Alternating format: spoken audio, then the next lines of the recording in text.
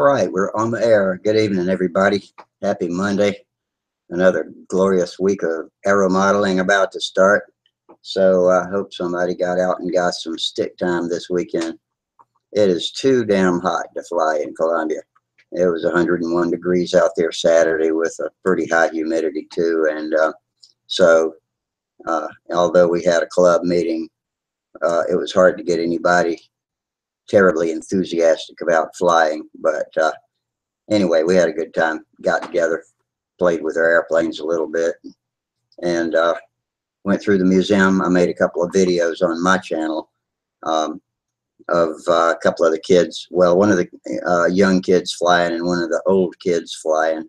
That was Sonny Williams. I'm glad to see he's still able to get out there and fly, usually with a little backup from Will Davis in case he has to hand off. But he took a big old smoothie and put up a great flight with it. He was doing loops and lazy eights and flying inverted.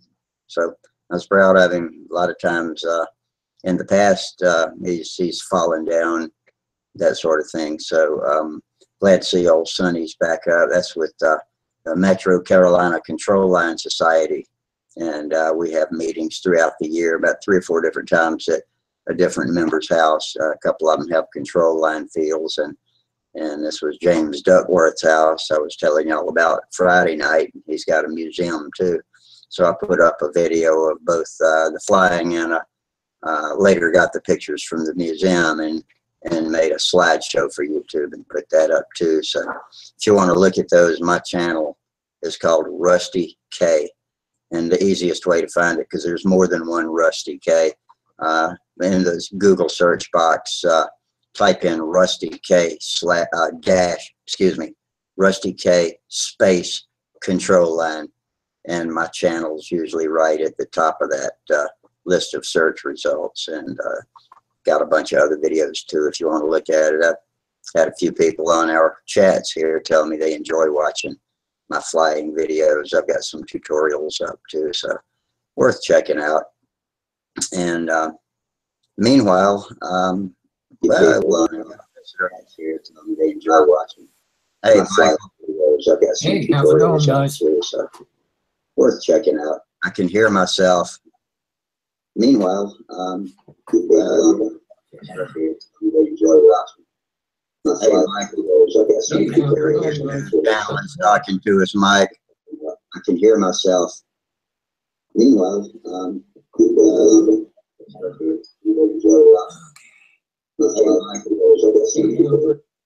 Mike, please turn your YouTube channel off, buddy. There, it's better. There we go. How you doing tonight? I'm hanging in there. I kind of caught some of the Final Five stuff from Sparky. So I have not watched any of that. How'd that go? Pretty good. He went to a ton of work. Sure could have been. Sure wish there'd been some more people helping him. It would have made life a little easier. Yeah. He was live streaming it with his phone most of the time. Yeah, he told me he'd been using his phone. But I think he had a pretty good signal out there. So yeah. I'm glad. I'm going to have to go back and watch some of it in past tense because I haven't had time to get on and check out the live feeds. It just doesn't coincide with my watching time. Yeah. I didn't catch them most live. I watched them after the fact. Yeah. So what you been doing? Not too much. Trying to finish getting some stuff done with school and finding out I've got stuff going on with my body that ain't no fun. I just have to have x-rays on my neck. My dead blame arms when I'm like this get numb and tingly all the way up my arms, up my shoulders. So well, I went through something like that last winter when I flew a wing over and felt like I was getting electrocuted, and then I was down all winter after that. So get it looked at. Yeah. Do what you can. Of course, it's always fun with the VA to get anything done. Believe me. It looks like we got Steve and Wally checking in. Hey, Wally. Hey, Steve. Hi, guys. My pitcher left me. I got to try to figure out. I may have to hang up and come back on. Okay. Yeah, I wasn't sure which Steve it was. So Steve Hines Yeah. will be back momentarily. And Kenneth Colbert is watching us. Kenneth Colbert says to say hello to everybody on here. And we tried to swap emails with a couple of people the other night. Minnesota Mike and us were able to successfully swap emails, which we already had each other's addresses anyway. But who was it? I think I had it on the tip of my tongue and then forgot. Terry Bishop, I think. For some reason, we sent each other emails, and neither one of us on either end could receive each other's emails. So I don't know what's up with that. I've checked back in my spam folder and hadn't found anything in the spam folder either. What you up to, Wally? Oh, I just got done eating some dinner, guys. I've been dealing with doctors most of the day. Dealing with this foot stepping on that stinking X-Acto blade. Yeah. Well, Yeah. I'll tell you what, everybody's just like, that is the most bizarre story I have ever heard. And I said, that's the most bizarre thing that's ever happened to me. Really? Yeah, that's crazy. Yeah, it was really something. But they're doing the usual, the blood cultures and blood tests and antibiotics and, you know, the get away from your infection stuff. And doctor said it didn't actually look that bad, but they're doing all the preventative and, you know, that stuff to try to knock it out if it did get an infection underneath it. You tell the doctor some old guy told you to soak your foot in hot water and Epsom salts? No, I didn't, you know, and I have been doing that twice a day. Good deal. Since we talked about it. Yeah, I've been soaking it in the morning and then in the evenings. That's good. So. Sounds like an old-fashioned remedy, but it's good. It's good stuff. Tom Creasy's on here. He and Kenneth Colbert are talking to each other via YouTube chat. Oh. Ken says he can see me on Facebook, but can't add me to his friend list. So Ken, next time I go on Facebook, which is about almost never, I'll make sure I hook up with you one way or the other. We'll connect. And yeah, I think it's been about a week or two before I was actually on. I don't use it for much, but yeah, I've got Facebook too. Well, I'm usually on mine 3 times a day. I get on in the mornings when I get up for a while, and then around noon. A lot of times I'll sit here and eat my lunch as I'm going through that stuff, and then I'll do it usually before I go to bed for a few minutes. Yeah, I think my wife gets more out. enjoyment out of mine than I do, because on the weekends she gets up earlier than I do, and she sits here in here and goes through the feed because my son and some of our family's on it. That's about my only friends, Facebook friends outside of aeromodelers, and I got a bunch of them and aeromodeler groups and individuals.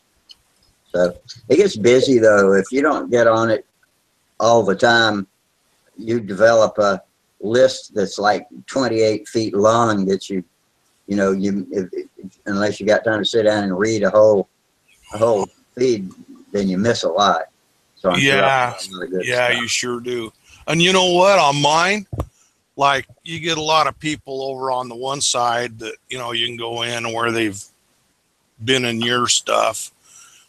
And what I do a lot of times is I don't even go through that. I just go down. If it looks like it's something that's important, you know, I'll click on it and see what it is. Otherwise, I usually just pass it up. I blow through it pretty quick too. Yeah. I'm not what you would call a Facebooker.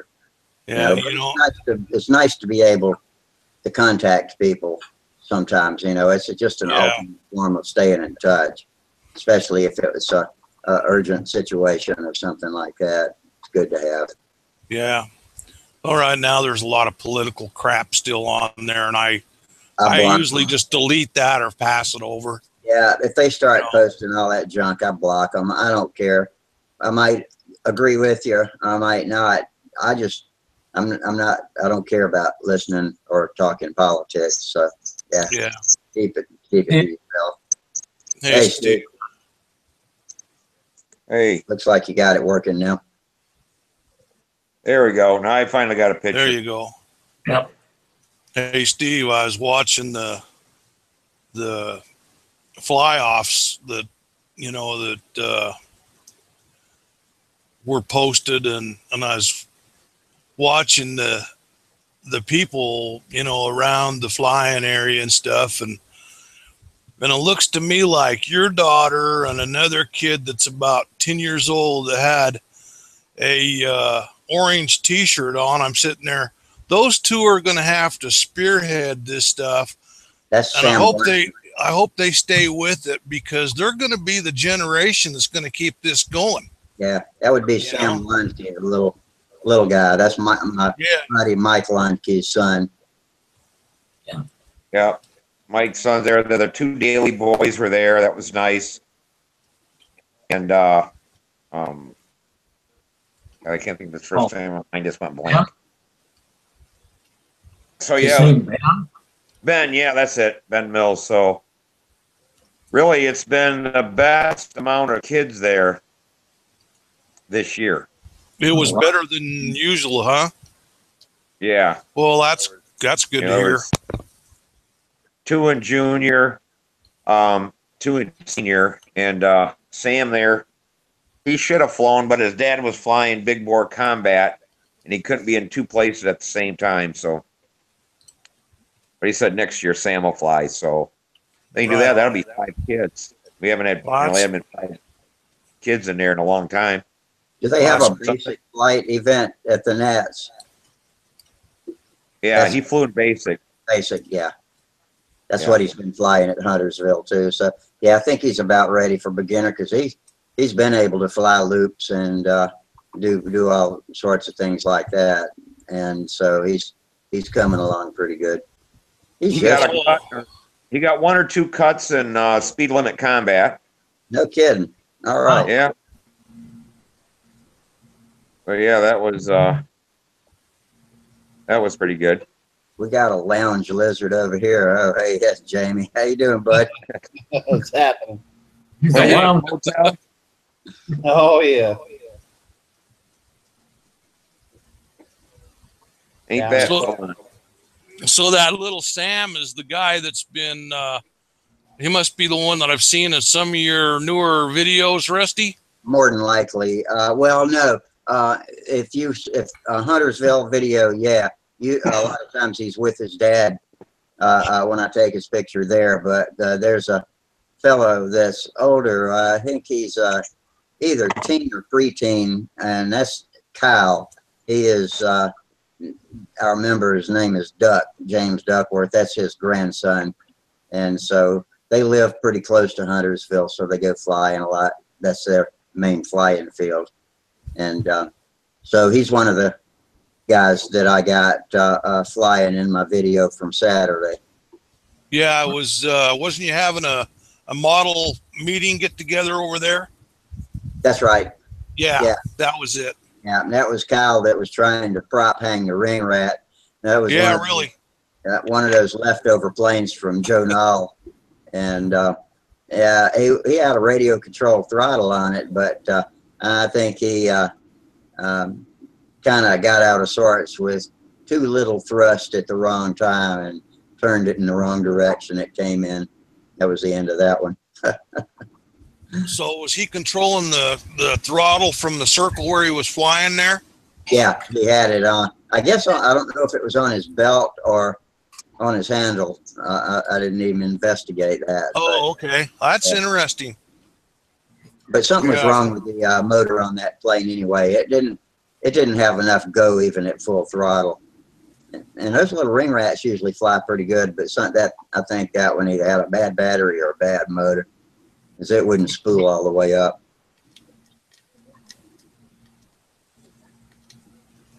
Well, he's learning. Hot.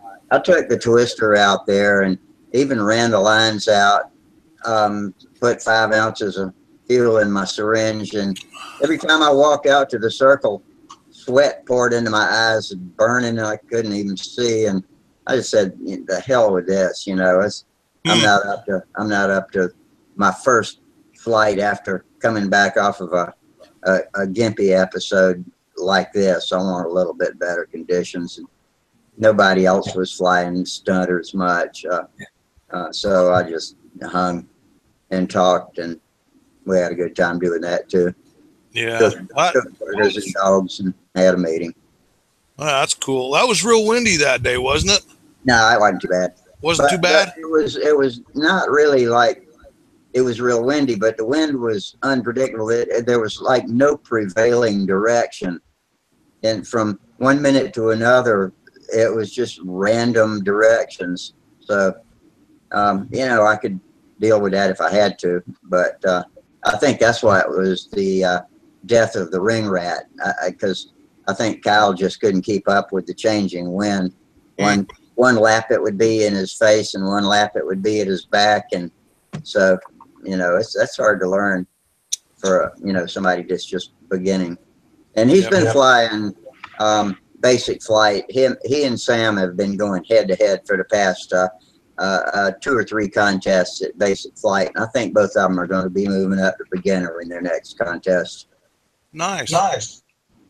He's got a steady supply of planes too. Kyle does, from Watmore's shop and other club members. So he, for a while he would re-kit them as fast as we could feed them to him, and now he's getting to where he can hang in there, and he's even actually, with a little help from his granddad, built a couple of flight streaks and that sort of thing too.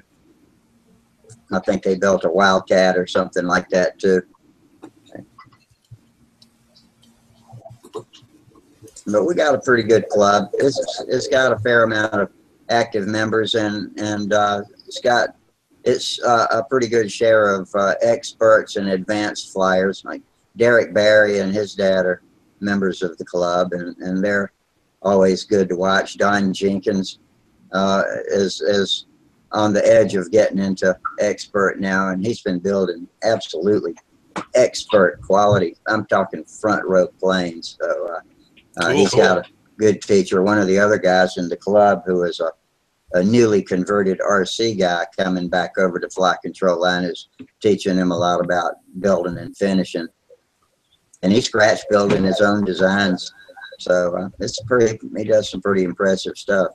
That's Don Jenkins. If you see him over on Stunt Hanger, he'll post either about in his own build thread, or sometimes what did you do in your shop today, which was a good thread until last week when everybody started dissing Aviojet.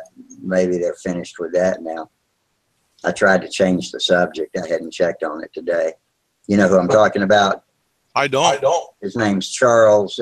Aviojet is his avatar name, and he's an artist, and airplanes are his palette. But the other guys get on his case for not ever flying.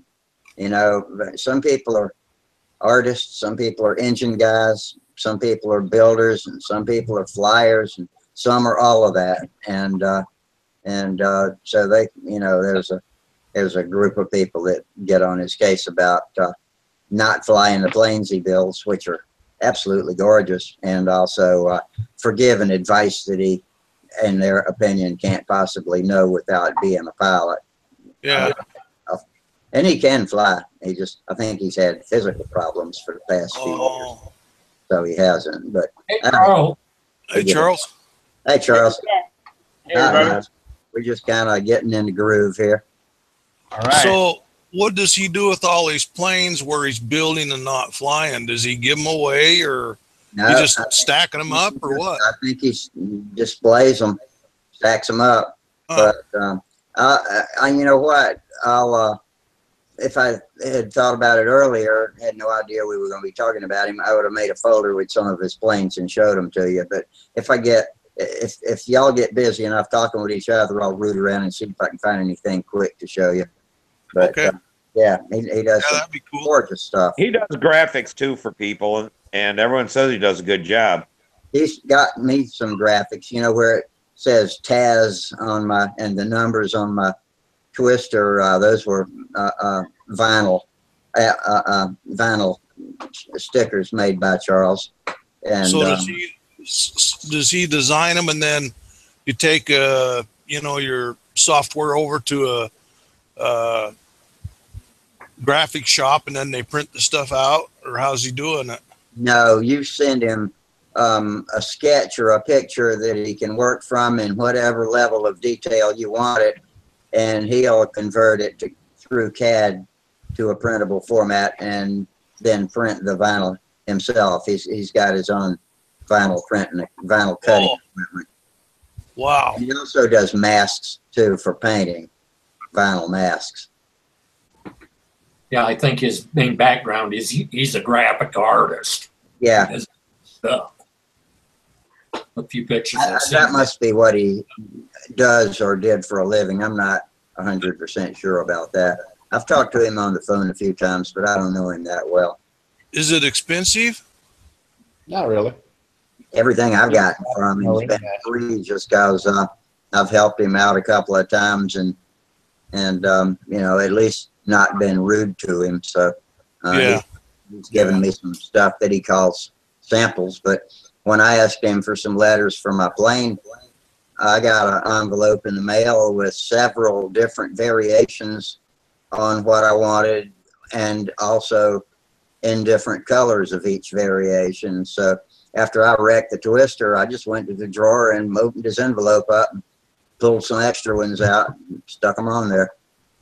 All right. Makes life a little easier that way. Mm-hmm. So did Sparky get moved into his new apartment yet? Have you heard? I don't know. Maybe he'll come tell us about it. He came on the other night, but was so busy trying to get people straightened out with their stunt hanger memberships that we kind of stalled for a while. Okay. Would it take me about 30 minutes there before we got me all straightened out? I think so. And then there was Minnesota Mike, and there was Terry Bishop, and we had a hell of a time with all that. But once I don't mean this in a rude way, but once Sparky signed out, then you and us, all of y'all and us, just started talking planes and had a pretty good chat after that. Yeah, it was definitely fun. Yeah, had a good time. Anybody in a while. Hey, Wally. Yes, sir. Oh, you found it. Well, good deal. Oh, right on, Charles. I'm proud of you, brother. Yeah. I haven't tried it. What is it? I'll talk to you tomorrow. You have a good time. That's I awesome. haven't tried it yet. I don't. Did you do it straight or add water to it or what? You Just cut right it? out of the sprayer, like you got it now. All right. It's already mixed, ready to go. Right on some greasy dishes while you're there one night. After you get done dinner, just spray some greasy stuff and see how good it cuts right there. Or on your stovetop after you fry a steak. That's good idea. Yeah, you'll see it works good. That's what I had tonight, a bone-in ribeye. I got a good deal on it Bilo the other day. And a bone-in ribeye and a baked tater. Right on. Hey, taters, I know where they grow. Yeah, that's right, you do. And peel the Idaho sticker off of it. Whereabouts in Idaho are you? Southeast. You know where Idaho Falls is? Pocatello, Idaho Falls? Yeah, I'm in Pocatello. Have you seen that? Have you seen that semi lately? I know they're on the TV. They're always looking for it. Yeah, you know what? I've never ever seen that truck one time, and I've seen that commercial a lot of times. It's like, where in the hell are they putting that truck driving? It must be way east or something because I never see it. Hey, this is really crazy. Ken Culver says he laughed the whole time the other night while we were trying to get people signed in. So I'm glad somebody got some entertainment. I'm glad somebody's got some humor, or, the personality we do. That was great. Yeah, about 30 miles north of me, they got a town up there they call it Blackfoot. and it comes from the Blackfeet Indians, and actually, well, even Pocatello comes from an Indian name. But anyway, that's where they do a lot of potato growing and digging and stuff like that.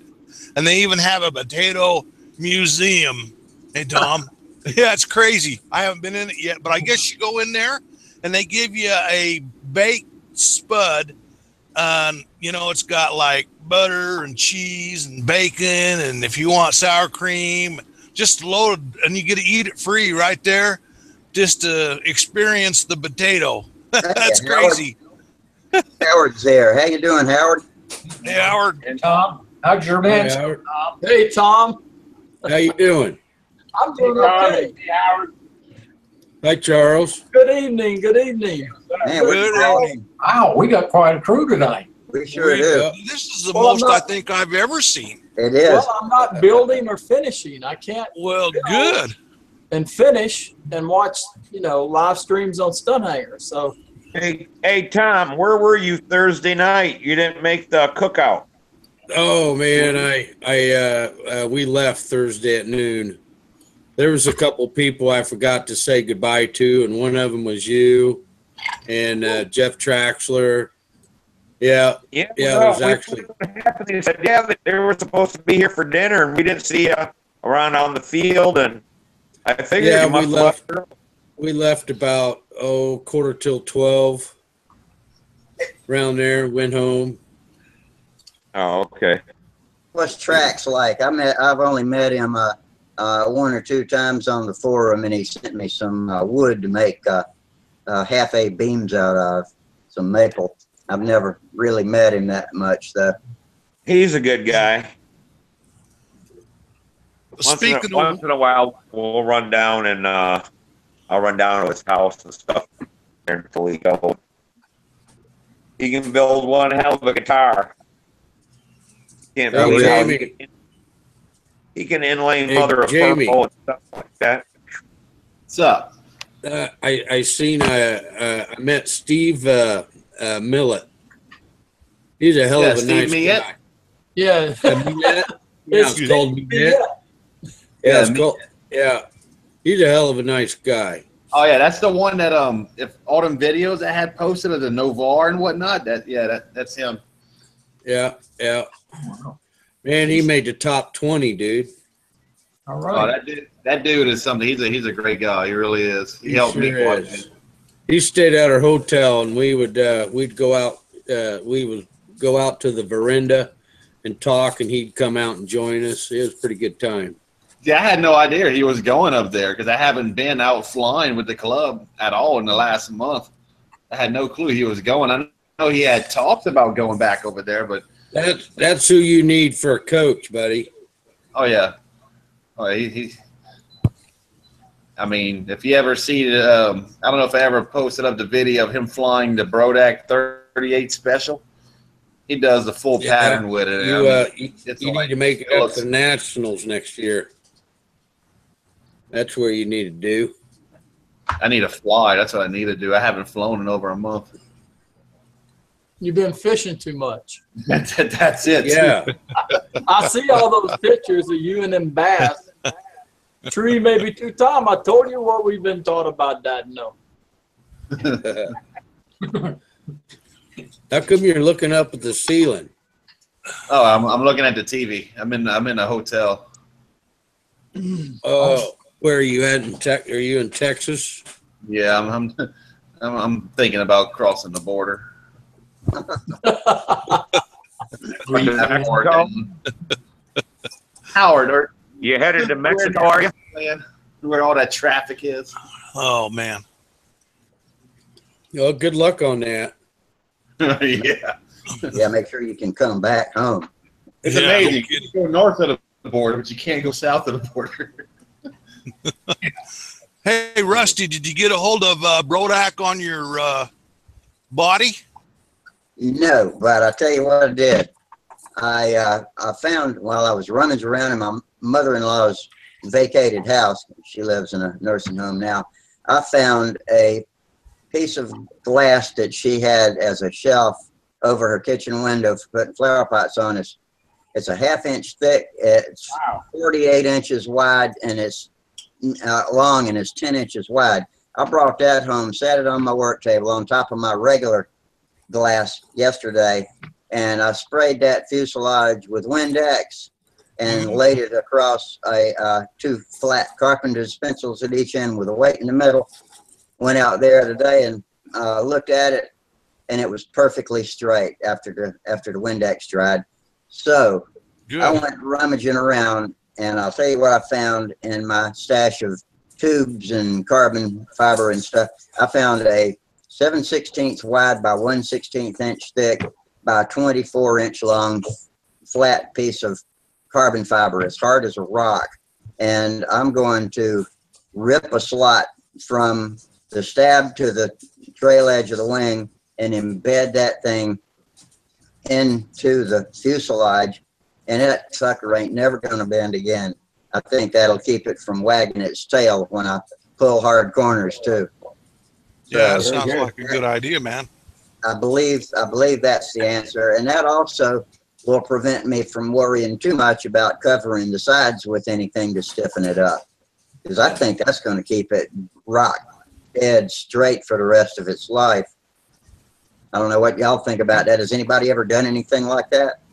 I haven't done anything like that, but boy, that sure sounds like a good idea to me. I'm just going to build a fence on my scroll saw so that I can cut a straight line and just run a 16th wide rip right up the back end of the fuselage from the stab all the way to the LE, and press that down in there with some epoxy, and it should give me about a 32nd of an inch on each side for sanding room. And once it hardens up, I think we're locked in. Cool. So that's what I'm going to go with. I'm not even going to think about it again. I'm diving in with that. Well, keep us posted on how it works out. That sounds like a good plan to me. Yeah, I will. I've been, I was out in the shop. I spent about an hour today just studying the blueprints, and I do that before I build anything. And so I'm getting comfortable with what I've got to do to move forward. And so I'll get going on it pretty soon. Y'all please try to stay patient, because I am a slow builder, but it won't take as long as it did to fix the wing on that twister. I was not in good shape last winter, so I didn't press it.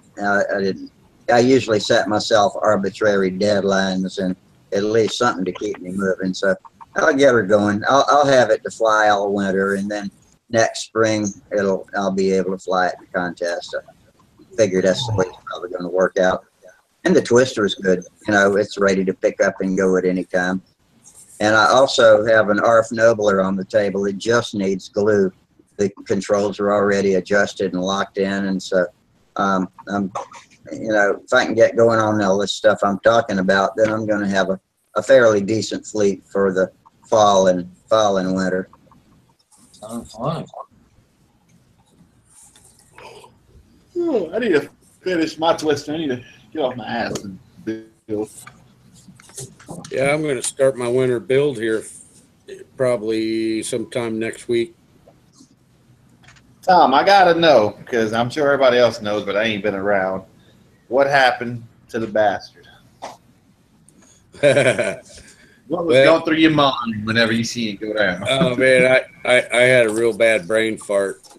I panicked and didn't know what to do. And, yep, did an outside, just barely missed the grass on the first one. The second one coming around, yep, right in. But she's fixed. She's fixed. I got it all back together. The only thing I have to do now is put some silk span on the horizontal stab and put some green paint on it and some panel lines. Cool. That story was much more eloquent the first time I heard it. Yeah.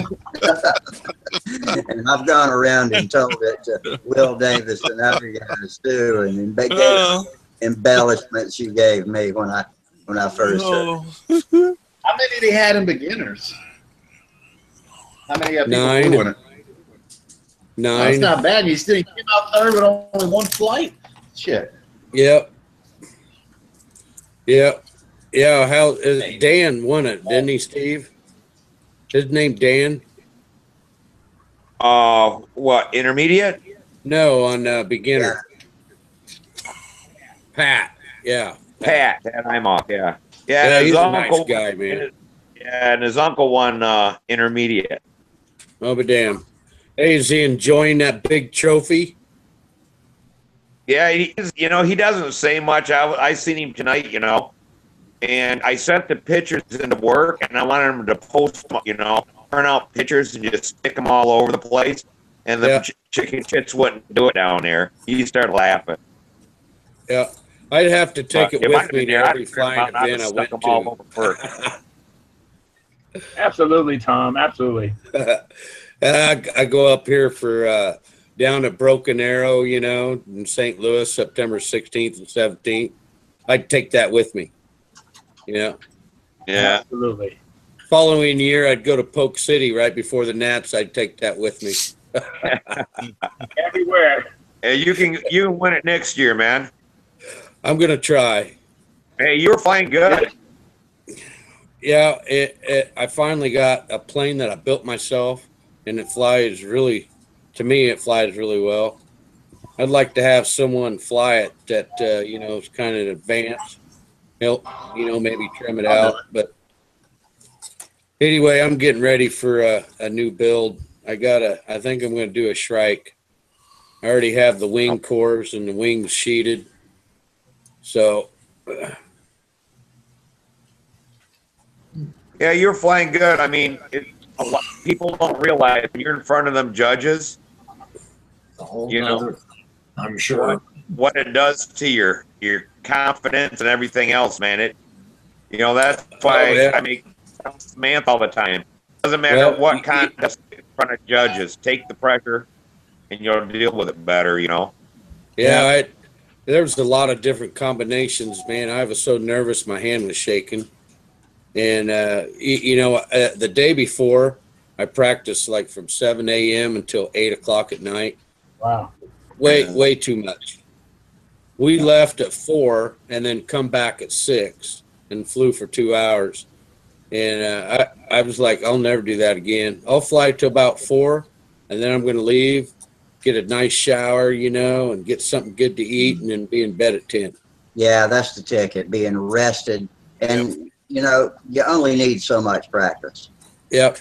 Just a few flights, your needle setting, your fuel levels, you're confident, and unless there's a huge change in the weather, you're ready to go the next morning. Yeah, I mean, the powertrain and equipment and everything was great.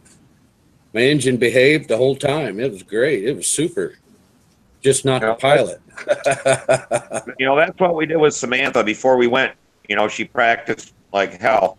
And then it was just like little tune-up flights, just get rid of the nerves and fly a little bit, no more than we only flew a couple flights a night, stuff like that.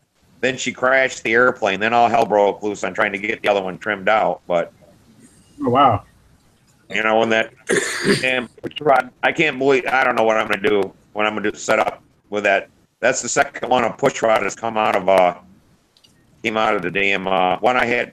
The end come out of the carbon fiber, and the other one now. You know what Al Raby does, don't you? No. He takes a 440 rod, and then he goes the whole thread of it. Let's say that's an inch long, and then he'll go behind the thread and go an inch long, and then bend to 90, and then he drills a hole through the center of the, through the center of the carbon fiber rod, and then he wraps it with thread, and then he takes and CAs that. So with that hole being in there and the thread, that'll keep it from splitting, but there's no way that rod's ever going to pull out of there. Yeah, the one wasn't epoxy good or something. The other one, this one, the threads pulled right out of the nylon in the ball link. Oh, in the ball link. Was it one of the Dubro ball links, or was it one of the white Sullivan ball links? No, it was the one that comes with that Brodak kit. Yeah, that should be a black Dubro. Yeah, I got. That's what I use. I use Dubro heavy duty. Yeah, they're heavy duties. When I do them, I like to thread the. I actually pre-thread mine with, like, I use the 440. So I've got a 440 tap. I tap it as far as I can go, and then what I do is I see how far the threaded rod can go in there. I mark it, and then I take that and put it in there at least 3/4 of the way. And that way, you know that it's, if you have to back it off like 3 or 4 threads to get your level on your flaps or your elevator, that you still have at least a half of the ball link has still got a rod in it. Yeah. And then Yeah, I haven't had one fail. So I leave a 1/4 inch is what I leave, you know, to from the very end of it when you screw it all the way in. mm-hmm. Yeah. Yeah, this one went in. Because the other side of my push rod is adjustable too, and I do that a 1/4 inch, away from the very end. When you screw that on, then that gives you a whole 1/2 inch. I've done it exactly that way before. But the last time I was doing it, the inside diameter of the CF tube was too big for a 440. So what I did was found a 1/8 inside diameter piece of brass tubing that was about 1.5 inches long, and it fit perfectly into the inside diameter of the CF. So I bored holes all in the brass tube for the inside, or for half of the depth of it, and then I tapped the front side of that piece of brass tubing for 440 and glued the whole thing in there with even the threaded part glued to my carbon fiber, to my connector, my ball link connector. Just screwed the 440 into that, had a bare piece sticking out, but between all that, with the holes drilled in the brass tube, I think it's gripping pretty good. I won't break it loose trying to turn it to adjust the ball length. So that was the way I don't know, man. I take them ball links and I could barely get it all the way, like I said, a 1/4 inch away from the end of the inside of that link, I mean, it turns hard. Yeah, that's why I thread mine. Yeah. This one didn't turn that hard. It turned real nice. But yeah, next time it's gonna be where you can barely turn it, and I gotta take it off, put it on, take it off, put it on for a little bit. I pre-tap the ball links.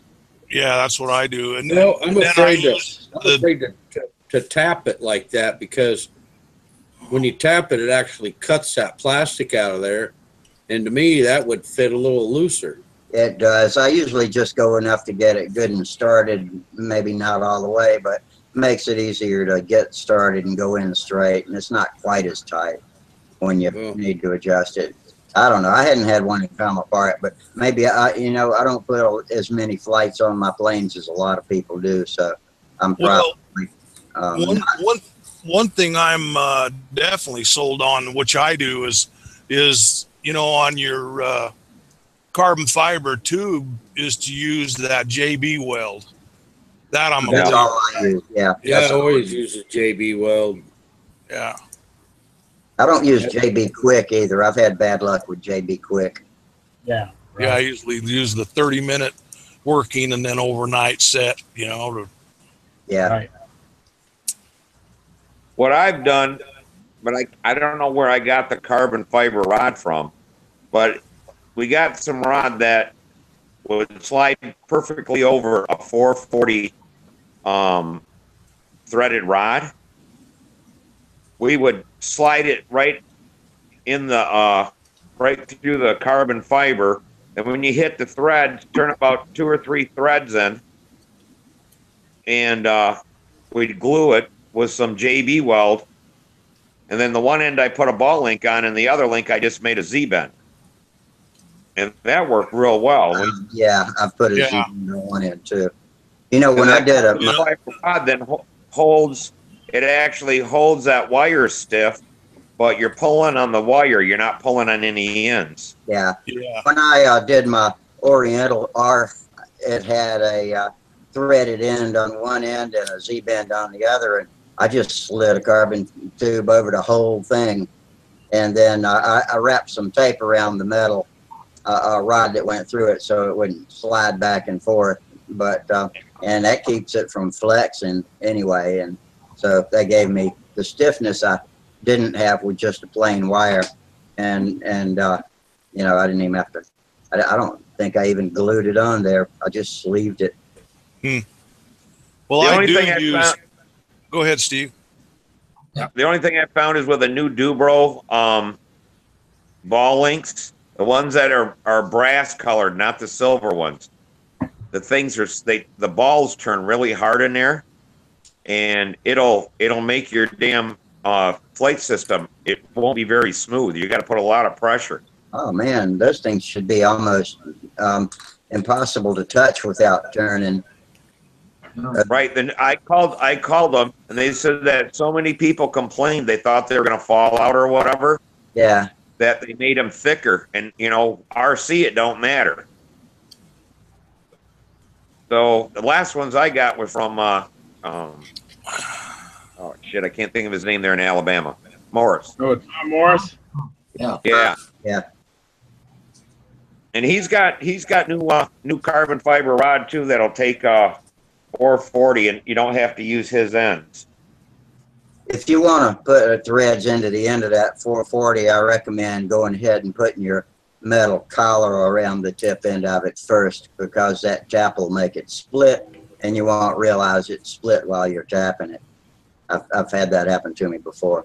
Yeah, and you know what else I do with my rod is I wrap that with carbon tow and then glue it with thin super glue until it's dry, and then if there's any drippage, I usually sand that off to where it's nice and round. Doesn't take up any room, but the carbon tow gives you a lot of strength. So yeah, that carbon tow is great stuff. You can shred it. You can shred it too and use it for smaller stuff. Like if you want to fix a spar, you can gouge out with your cutoff wheel, gouge out a couple of inches, and then take some strings off of that carbon tow and twist them up and pack them down in there. Super glue, put some more, twist it up, pack it down, and it's like making a carbon rod when it's all put back together. Bob Zimmer, that trick. Have you guys tried this? I don't know if you can see that. Can you see that? Yeah. Yeah. Let me lock you in. Yeah, then you take the string and just wrap it around until you can't see through the string. Right. Yeah. Right. Super glue that, and then you could take JB Weld and just spin right around it. Right. See, we used to do it. We used to do it different in RC. That little bend, we drill the hole and push the rod on the inside of the tube, pop it out through, and you took a piece of balsa wood and shoved that inside the tube to hold that out. Yeah, I'm familiar with that. CA, and then wrap it with string. Yeah. Yeah, that's a bigger carbon You use tube an arrow with the shaft inside, there. like it's an arrow shaft with the like a 5/16 or quarter-inch inside. Yeah, just. But these new carbon tubes they're using now, they're small for a 440 thread. Those I really like now. I like them better, and they're strong. They're stiff as a board, man. Oh yeah, they're 3/16. Yeah. You know what I like to do with the small ones too? If I can't get a 440 in there, I'll take a piece of 3/32 music wire and just chop with my cutoff wheel and make little grippers for the JB Weld to hang on to. And I hadn't had one of those come loose. Just be sure and don't forget to reach in there with a needle file and rough up the interior of that carbon rod. Yeah, I use I've got a rat tail file. That's a jeweler's file. Yeah. That's what I do. I can go in there and also, rough the y'all inside. remember after that glue's setting, you need to block the ends of it because it'll heat up the air will expand inside a tube and it'll push your work out of place, and it'll be longer than it was when you started, and it'll be all out of adjustment. So I always block the ends of it so it can't push itself apart. And it might only move a 1/16 of an inch, but if you had it measured to be where you wanted it to be, then 1/16 of an inch ain't gonna be right. So, Yeah, it'll be a long ways off on your elevator. yeah, Not sure so bad would. on the flat, but elevator's way out if it's 16th. Yeah. Yeah, it was my fault. You know, I felt bad for Samantha because I control system in that plane. And, You're breaking up you really know, bad, Steve. Yeah. And I told Dennis that they made the bell crank rod too long, and I thought that other one was about a 1/4 inch short. I like to go in deeper into the ball links. It went in about a 1/4, but I like to go in pretty close to a 1/2 inch. Right. Yeah. It was a prototype.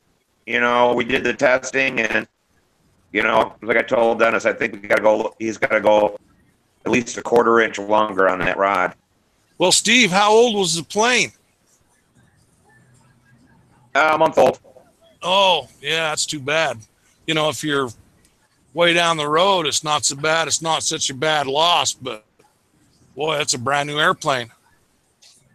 Yeah, she flew it. So, I mean, she was just flying the shit up. That's what was so bad. We had it trimmed so good, and she could just fly the shit out of it. And it probably cost her about 40 points a round.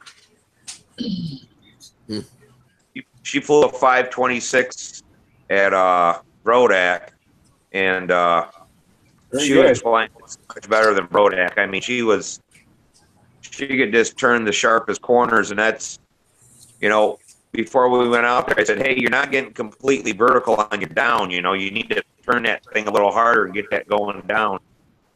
And she did her outsides, and we heard noise, and I thought the battery come loose. And like, she goes, "Did you hear that?" And I said, "I think it's the battery."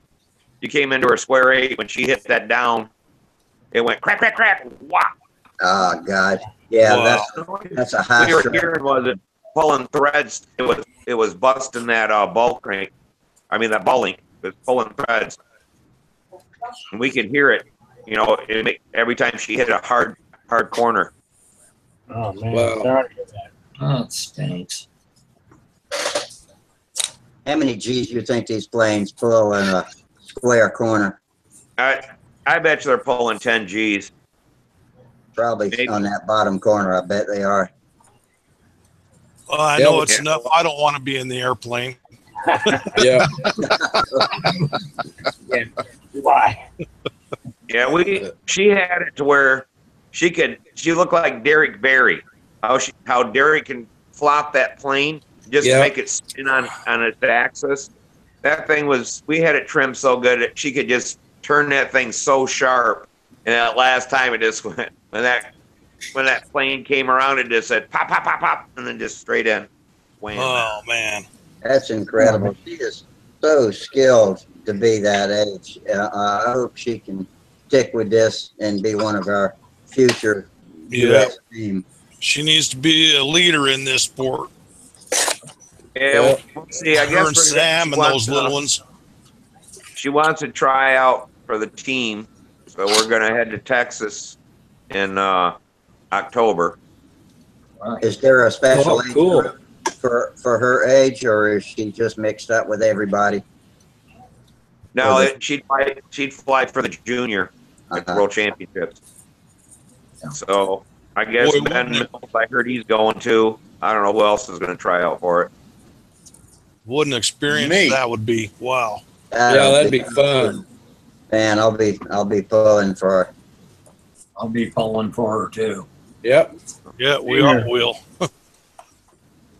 For Yeah, sure. now we got to get her new airplane flies. Derek says it's a really good flying airplane, but there's something different than what she normally flies. She can't fly it as well. The outside she has trouble with. It's not turning right. And he says it turns actually faster outside than it does inside. So I gotta figure out what's going on there. I don't know I gotta myself. I prefer an airplane that flies a little bit quicker on the outside because seems like that's where you're a little more nervous on them outside maneuvers than you are the inside. And it's a psychological thing. But that's, Right. you know, it's like Well, in the night that's how she always flew, but she's finding out that you can't get the points if both inside and outside corners aren't the same. The judges pick up on how that airplane turns. Yeah. Yeah. Especially in figure The eight. thing is, they want, like a figure eight square, they want it the same size in both squares. Yeah. And she can get used to it, and she can fly her way through it, but I told her that's not a good thing, that it's got to fly, like it should all the time. She shouldn't have to be tweaking. What's her preferred lap speed? Because when it really shows up is like her one flight there that it was real windy. So the wind's blowing it around, and now she's always got to mess with her timing. Well, it shows up. That's when when a bad trimmed airplane shows up is in the wind. Yeah.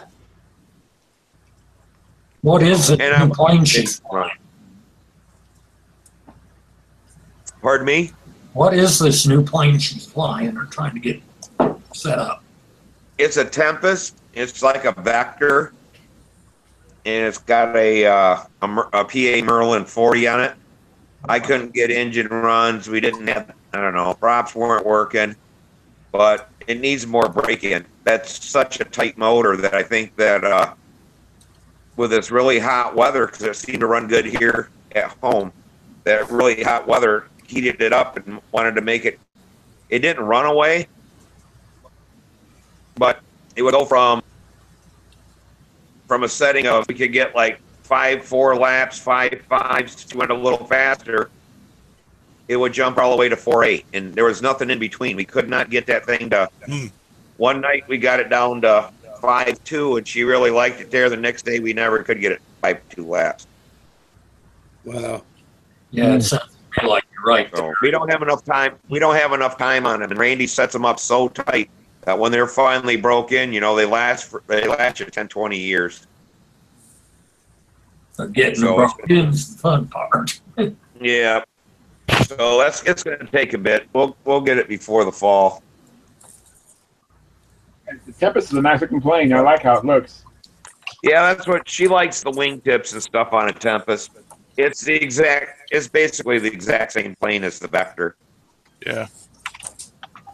Oh. Are you guys going to be flying any events between here and then?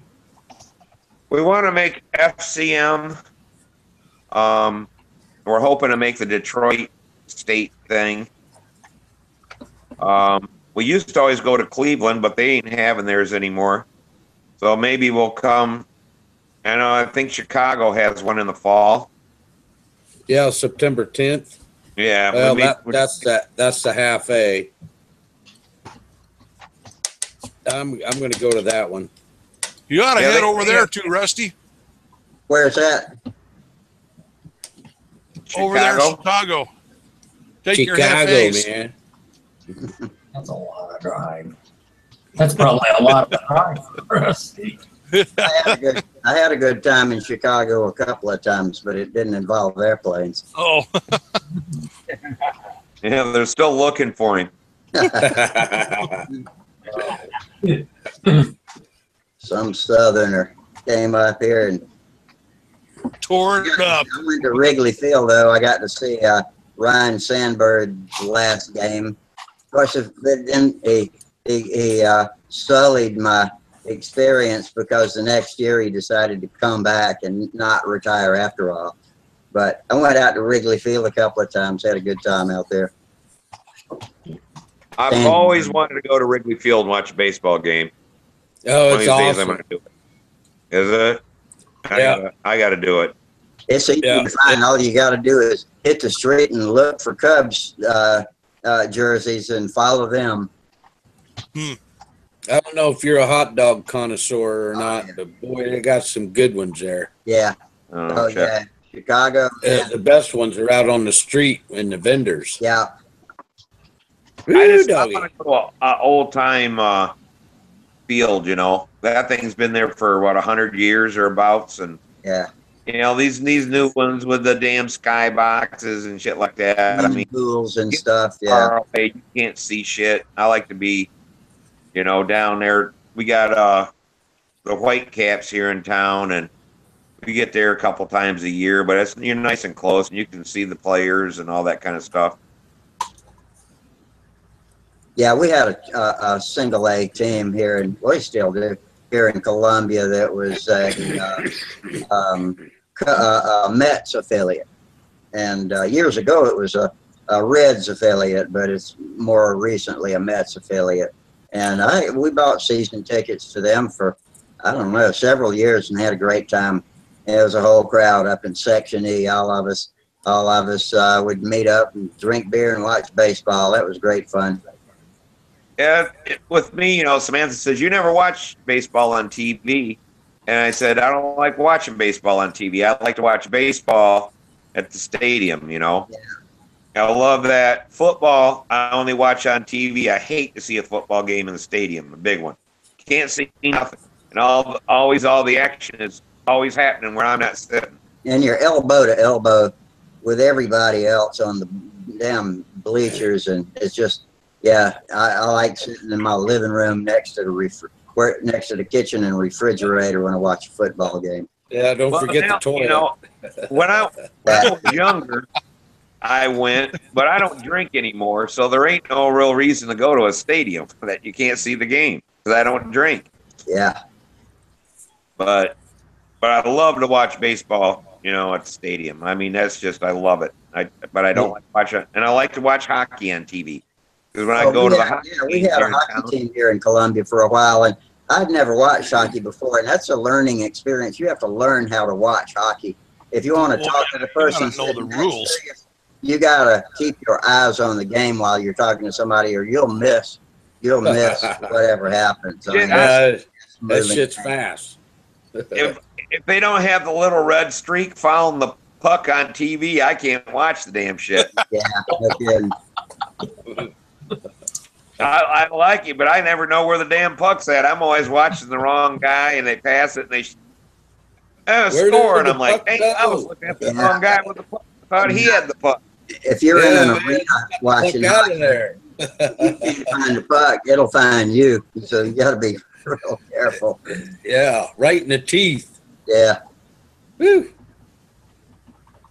My son used to always come home with an armload of pucks or baseballs or whatever game we went to.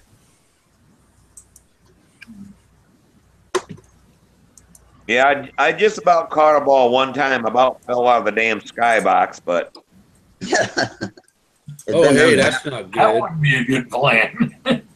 if it would have, well, what it was is that his dad was the CEO of Myers, and Myers had a skybox at the Whitecaps, and so he'd always have a party there. And we get shit. They deliver us food and drinks. Everything was free. It was great. But they had the window open, and that ball come right up there. And I reached out for it, but it was about a foot short. Otherwise, it would have flew through the window. And I almost went out that damn window trying to catch that ball. Yeah, it's been known to happen. Yeah. Maybe you'll have to take a harness and a lanyard with you. Yeah, there you go. Somewhere. Then you could just dive right out it. Yeah. Lanyard will catch you. Yeah, I'd hate for them. I've never fell and had to have one catch me, but it worries me about them belts going up into my crotch. I just don't think that's going to be real fun. Well, the lanyard, it might be, it's got stitching that actually breaks. And then there's another 6 foot of that lanyard that comes out, and it cushions your with that thread that's sewn in there. It cushions you so you don't make a big thud at the end. Yeah. But thing of But it it is, still you got a rocks your 6 foot nuts. lanyard. it turns into 12 feet. So if you're 11 feet up, you're going to be in trouble. I like, well, they got, now we got to wear double lanyards. It's a single cord, then the double end. Yep. So when we move, we got to move the one and hook it, and then unhook the other, and all that kind of stuff. But about 6 months ago, they came out with a retractable one now, and you could move around on that, and it has some kind of brake. If you get falling, it'll just slow you down.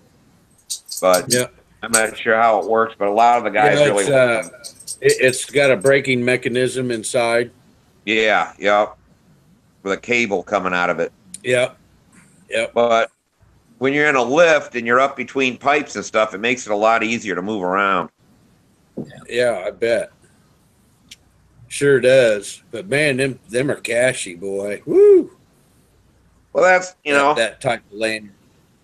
We were working on some piping up about 3 stories, and one of them reticulating, I call them a lift, that has an arm that goes out. Yeah. The wind was blowing, that son of a bitch was all over the place. I'm like, shit. I had to worry about the lanyard. I'm worried about this damn thing blowing over. Yeah. I know they want you to strap on into that basket, Yeah. I'm like, I don't know if I want to slam down with it on the ground. I think I'd take my chances and undo it, and when I hit the ground, kind of tuck and roll thing. Yeah, they say that's not a good thing to stay with it. If something tips over, stay with it. But right. But OSHA tells you that you got to to. latch on to it. Yeah, I'd jump out, the lanyard hit, I'd hit the ground, and the damn thing would fall on top of me. Yeah, that ain't no shit. Wile E. Coyote. Yeah. Yeah. Wild. That's a wild coyote trick right there. Yep. It was really weird that, I used to be in the lifts all the time. It never bothered me. I stand on the damn top rungs, work on shit back when we could do that stuff. And I had to get on a building, and it was on an angle. And it was so weird what it did to my brain. I could not get out of that damn basket because the whole thing was on an angle, and it just felt like I was going to fall over backwards. I had one hell of a time. I finally had to force myself to get out there on that roof, but it's like my hand wouldn't let loose the rail. Well, you wouldn't have got me up there anyway, so. Definitely wouldn't get me up there. No. I just work on them, but I still have to take them up in the air. Yeah. But I can't just go in the middle of the parking lot and go straight up. I got to go to the building, at least go up to the side of the building. I can't be out.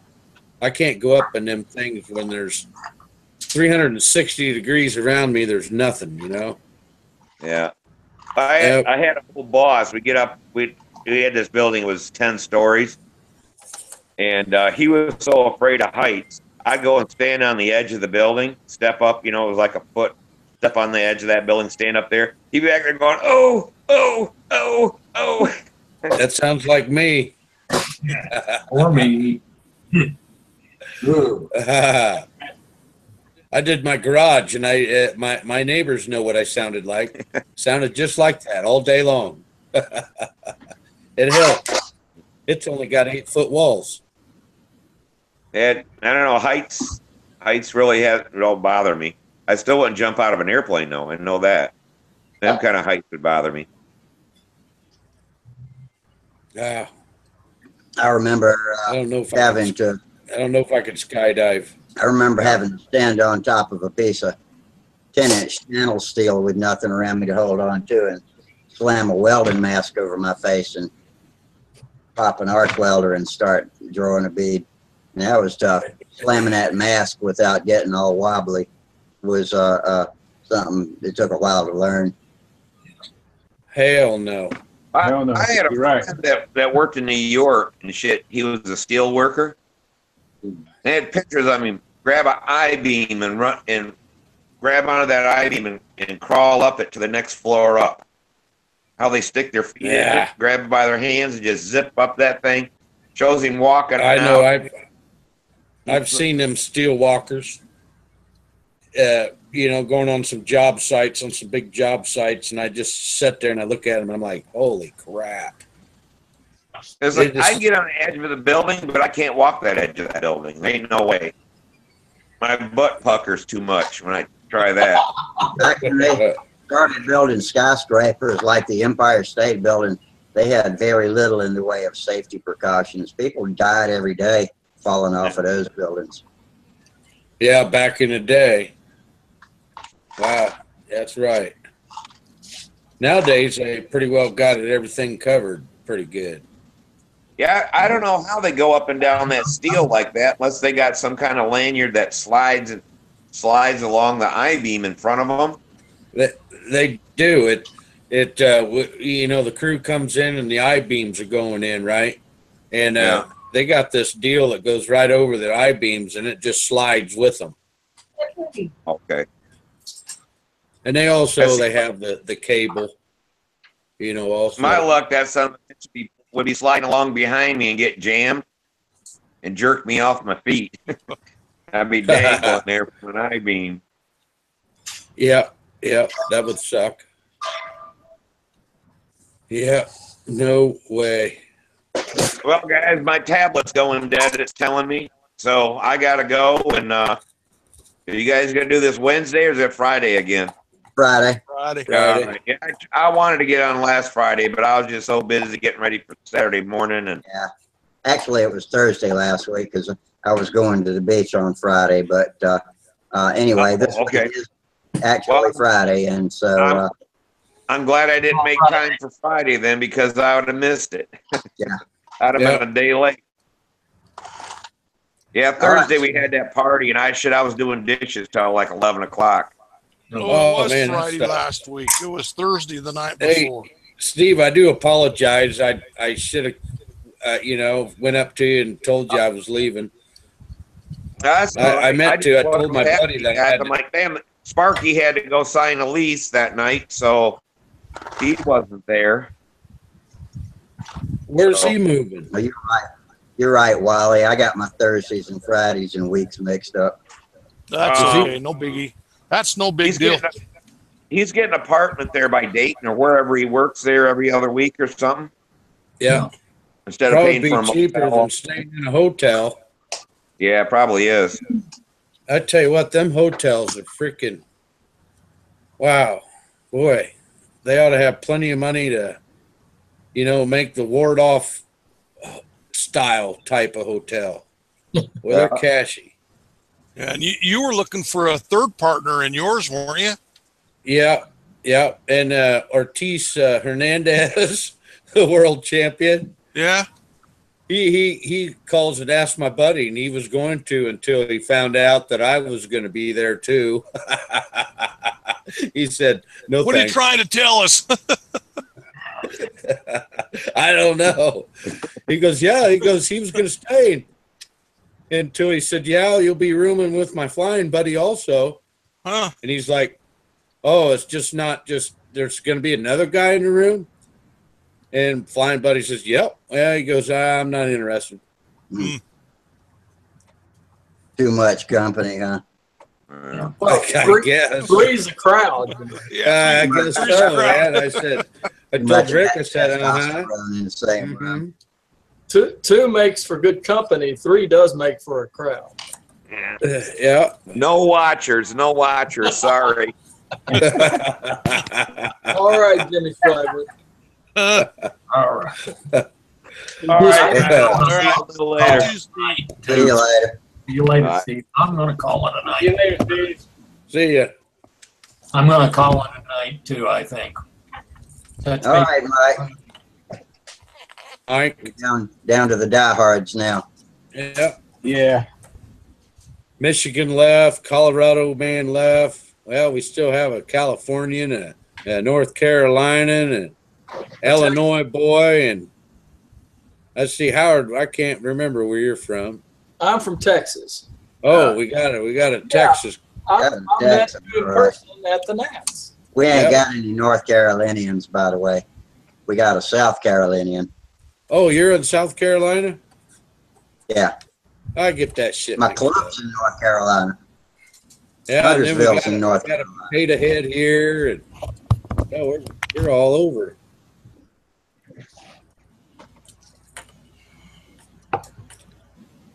All right.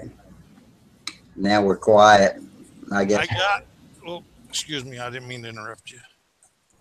I wasn't saying anything useful. I'm getting my electric stuff set up. Oh, very cool. I got me some plans today. So what you doing? Plans, what plans? Let me lock in on you. I don't know what this will get, when this will be built, but this is for a 3540 engine. It's actually a lot like, I don't know if you can see it with my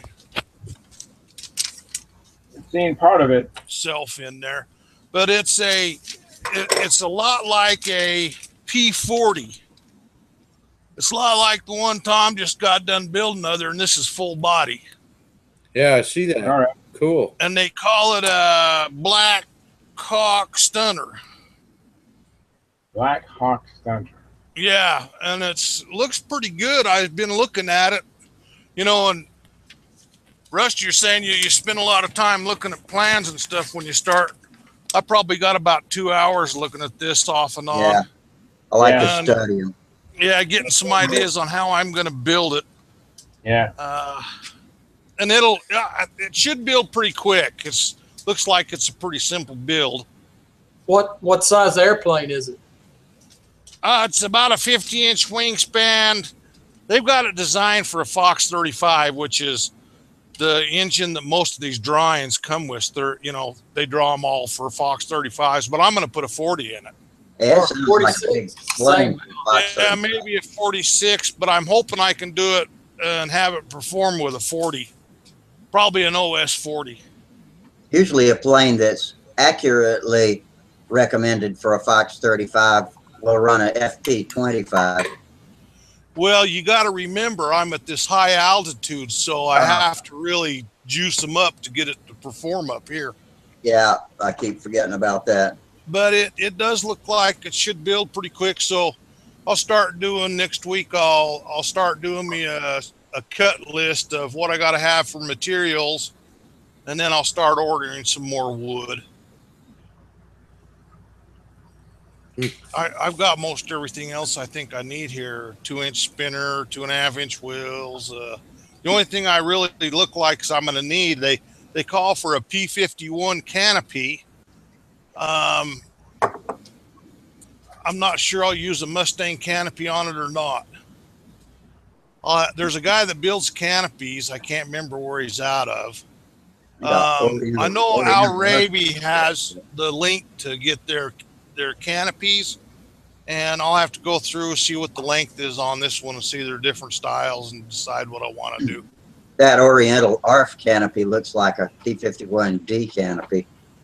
Yeah, that does look pretty close. My son's got the Brodak Oriental in the basement. That's pretty close to this. Thinking about it. Go down there and cut that off of his. So it's got a bubble canopy on it. Yeah, your canopy list, I guess is what you'd say. Can you see? I don't know if I'm where I need to be. No, you're not on it. Move. Is that better? I'm seeing the flaps take it now. up. Pick In it the up. red. Take it up. There you Oh, there go. it Oh, there you go. Yeah, Better? bubble canopy. Yeah, lower it. Yeah. Right there. Yeah, okay. I'm thinking That was about good. making the wing root a little bit thicker. Yeah. Just a little bit. But it's You mean with a fatter airfoil? yeah, just a little bit like the outside sheeting would be my rib size when I get done as far as the thickness of the wing. Yeah. But that's all easy to do because it's all scratch built, so that's all easy stuff. Right. Looks like it'll be a pretty nice flyer. I know I built a P40 years ago and it flew really good. And then I built a second one, which was out of a Carl Goldberg kit, which was a profile that's a lot like the shoestring. And I put a Super Tiger 35 on it, and I went over to my brother-in-law's, showed him and everything, and I had my flight box. And I said, well, let's run this. And so anyway, we went to start it, and that thing backfired, and the gas was in there, got on the airplane, and the oil in that on that thing, it just went woof. It was all burned up in about 2 minutes. It was gone. It was just nothing but ashes sitting on his lawn there, and I was like, wow, that's my brand new plane. I didn't even get to fly it. Wow. I've heard so many of those stories, but it's never happened. He's looking at it, and he says, fire extinguisher? I says, no sense, it'll be gone by the time you get back. So he didn't even go in the house to get a fire extinguisher. I always have a good sized bag hanging from my belt. I don't know if that would help or not. Holy shit. Yeah, I mean, I airbrushed it. It looked really nice, like the P-40s do, camoed and everything. Oh my gosh, it was gone so fast I can still see pictures of it in my mind burning. If I ever have a plane burn up, I want it to be on the end of the lines flying about 55 miles an hour. I might rig one up to do that someday. The thing you had left was a motor sitting on the ground and your bell crank and lead outs.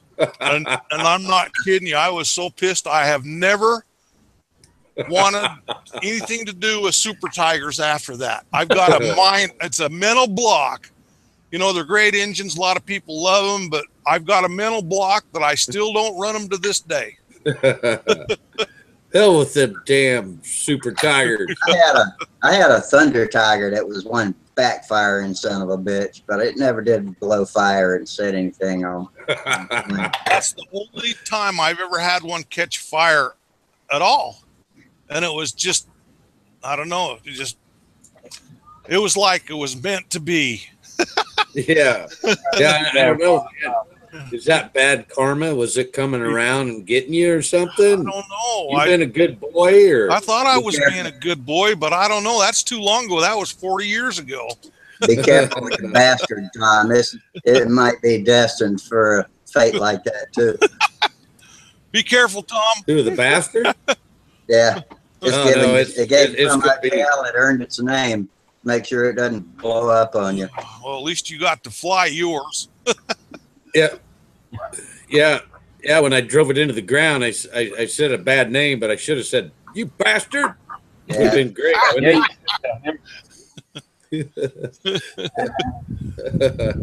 Oh yeah.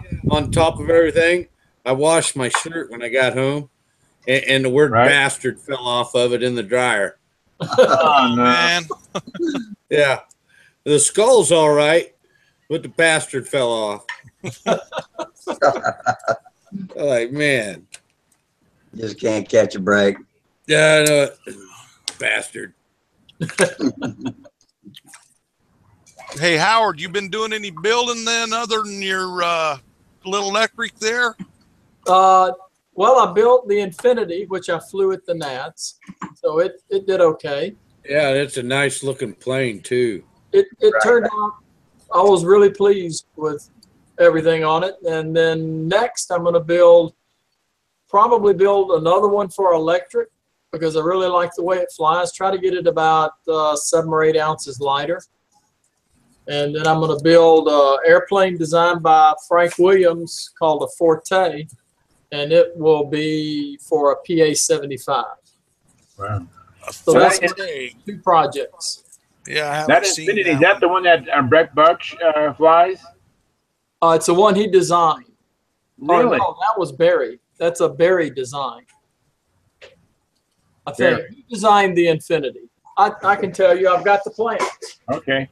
I've seen Brett Buck's Infinity. It's a nice looking plane. That may be him. I get those 2 guys. I know they don't look alike, but I do get them confused. Where'd he go? Got his name on here somewhere. Usually it's the bottom right hand side. That's the wrong one. Never mind. Let me get the Infinity. It's over here. Yeah, throws it on the ground. Yeah, I was thinking the same thing. Just drop it. You're right. It's a Brett Buck airplane. There's my Brett Buck. Wow. Very nice. No, it turned out good. It flies well. I'd like it. It weighed 73 ounces, so I'd like it to get down to about 66, 65, nice. something like that. So where did you get the plans for it? I got them from Bill Rutherford, but he passed away just recently. So Right. I started this airplane about a year ago. And then he passed away in December, towards the end of December.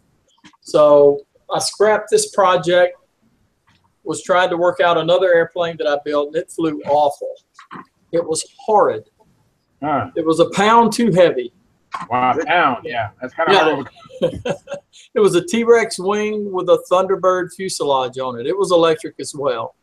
And it's a beautiful airplane. I think I'd have probably gotten 19 points with it. It was solid. Wow. There weren't many. There was only one little mistake, which happened with a drill bit. But anyway, it was a good airplane, and I think it would have done well, but it was just a pound too heavy. It flew horrible. So Wow. no reason to even fly it. It's sitting on top of a trailer in my garage. Where was all the extra weight? Is it paint? I followed paint, yeah. Well, no, I'm not 100% sure. Some of it was paint. Some of it was the raw wood of all the pieces before I covered them weighed 40 ounces. Uh-huh. So it ended up 86 ounces. So when you start at 40, you've got 28 ounces of battery, speed controller, motor, mount. All of that stuff weighs 28 ounces. So 28 to 40 means you're at 68, and you haven't started painting it yet. And then I put too much paint on it. So when you make all of those things, they all add up to an 86-ounce airplane that looks wonderful and flies like a turd. Yeah. Yeah. So we call it Thunder Turd. Hey, I did one of them last year. Yeah. Talking about. Yeah, I do a lot, which Sparky's always telling us about overbuilding. And that's a problem I have is I want to do this one to where it's a little stronger here, and it adds up. And so now I got to get away from that. If I can build it without it, I'm going to have to build it without it so I can save. Because it's like my Magnum. It's an 80-ounce airplane. But I'm thinking the next one I build, I want it at 65.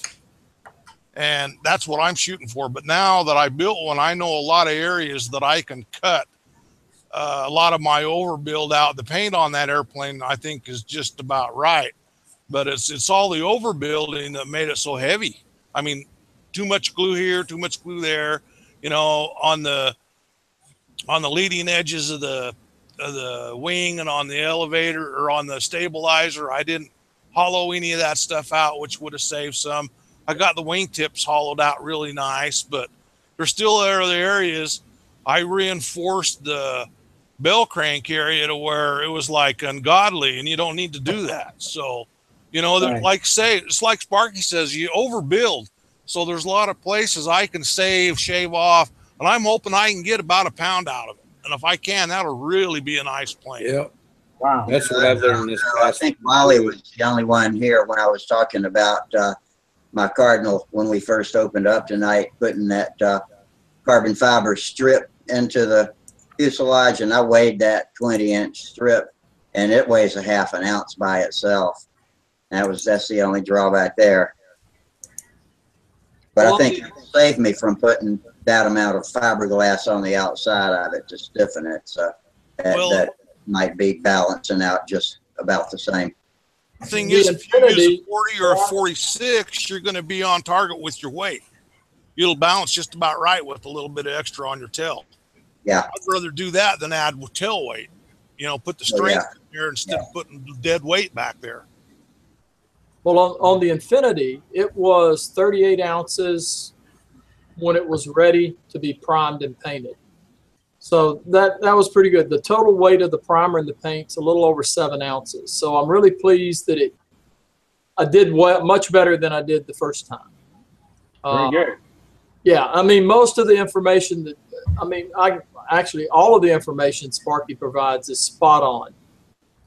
You know, you can't, you know, I used the DC 540 this time. The other airplane I used the Wendy Ertnowski method with Brodak dope. And I don't know how Wendy built a 6-ounce finish, but I got a 16-ounce finish. Yeah. Yeah. You know, not only that, you watch these videos, you see he sprays and sprays and sprays and sprays. And I'm sitting there wondering, how in the hell does he keep from having all that running off of there in runs? I'd have runs all over the place. Yeah. Well, once he starts putting the silver on, he does not sand anything until the clear coat is on. And that's exactly, you know, and same amount. He builds these 60-inch airplanes with 90 motors in them that weigh 65 ounces. And I'm going, I don't know how in the heck he does it without having an airplane fall apart in the sky, you know, with that big of an engine on there. I don't know. He's got some secrets that I don't know about. Yeah, I mean, again, that was my other one was my first stunt ship. So it turned out it weighed what it weighed. This was my second one, the Infinity. And I still overbuilt it, and I had some heavier wood. I had good wing and good stab, but the fuselage material I had was a little heavy. And the mounting structure where the electric motor mounted, I way overdid that. Yeah. So, but overall, it turned out good. It's a decent looking airplane. I got a 17 on it, so for appearance. Oh, very good. Yeah, that was good. It was.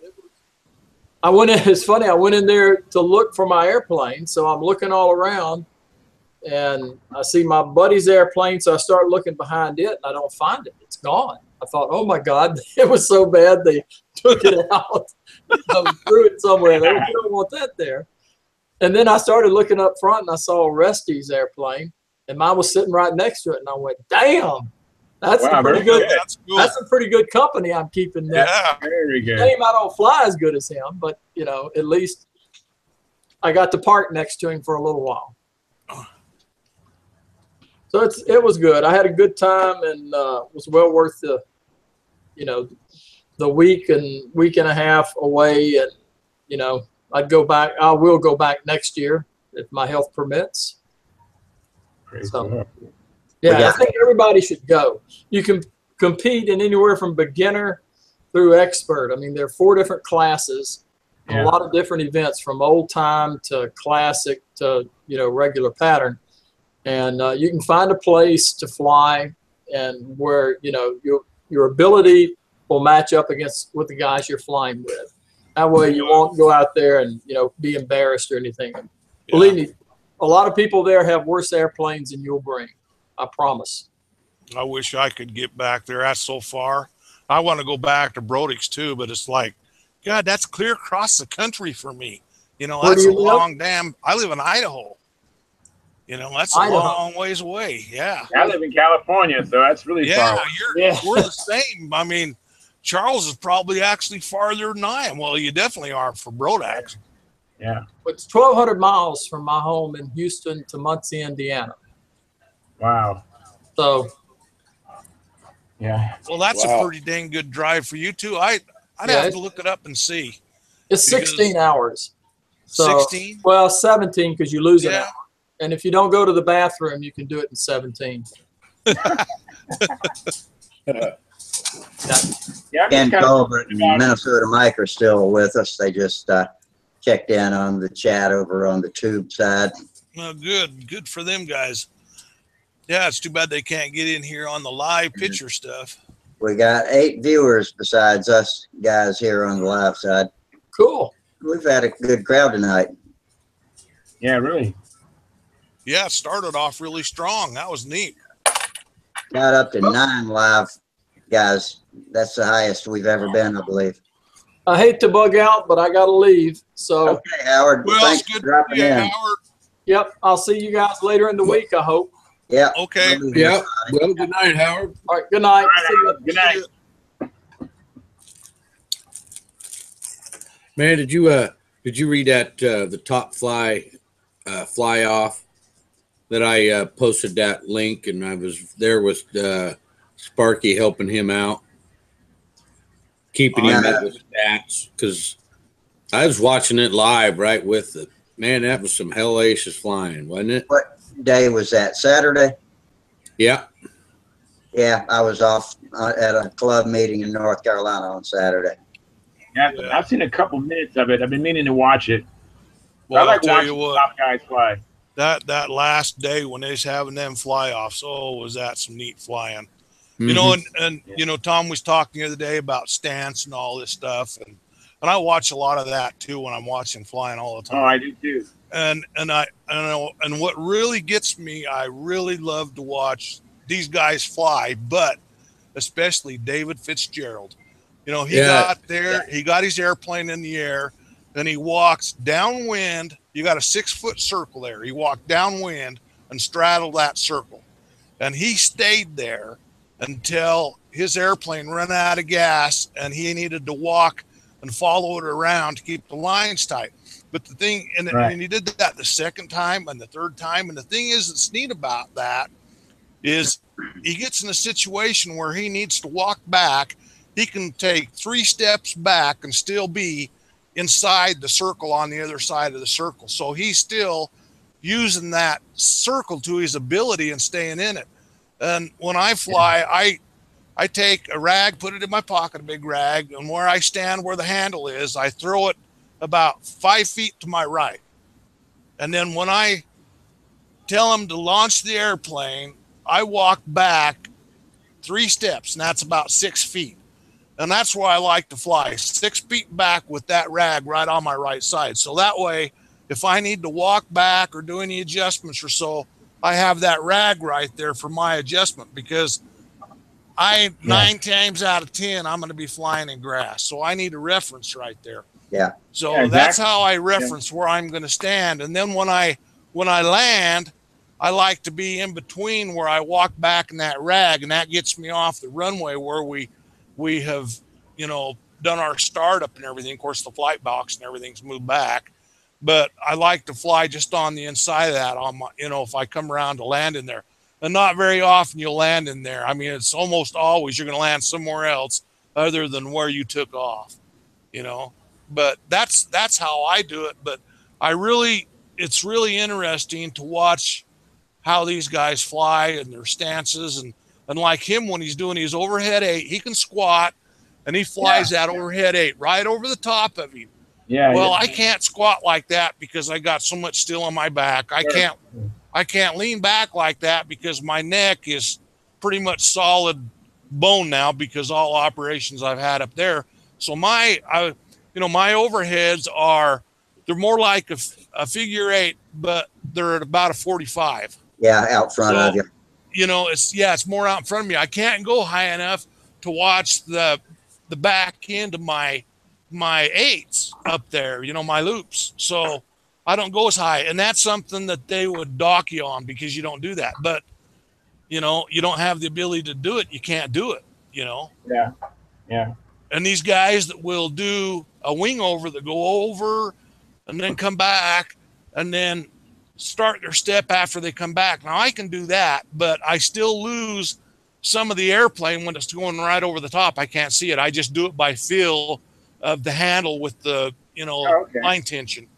That's all I can do. Yeah. And hopefully the airplane goes straight over there until I can catch it on the other side, you know? Yeah. You got to do what you got to do, man. Yeah. And that's what you When do. I broke my back a couple years ago, and when I first started back, I mean, I was flying a 76-ounce plane prior to breaking my back, and then I had to go down to like a little ringmaster. That's all I could handle, you know. Mm-hmm. And I was limited too. But fortunately for me, I was able to heal up. But I do feel what you're saying. I know what you're saying. When I was limited, I couldn't do very much, you know. And I'm still a little bit stiff, my lower lumbar. You know, but when I'm at a contest, you know, I'm not thinking about being stiff. I'm thinking about getting that plane straight up over my head, you know? Yeah. Well, you definitely don't notice the pain and stuff that I got to deal with when you're flying. but you don't have the mobility, you know, which Right. I don't have the mobility which I used to could fly when I was 20 years old. You know, when I was 20, man, Yeah. it was a great time.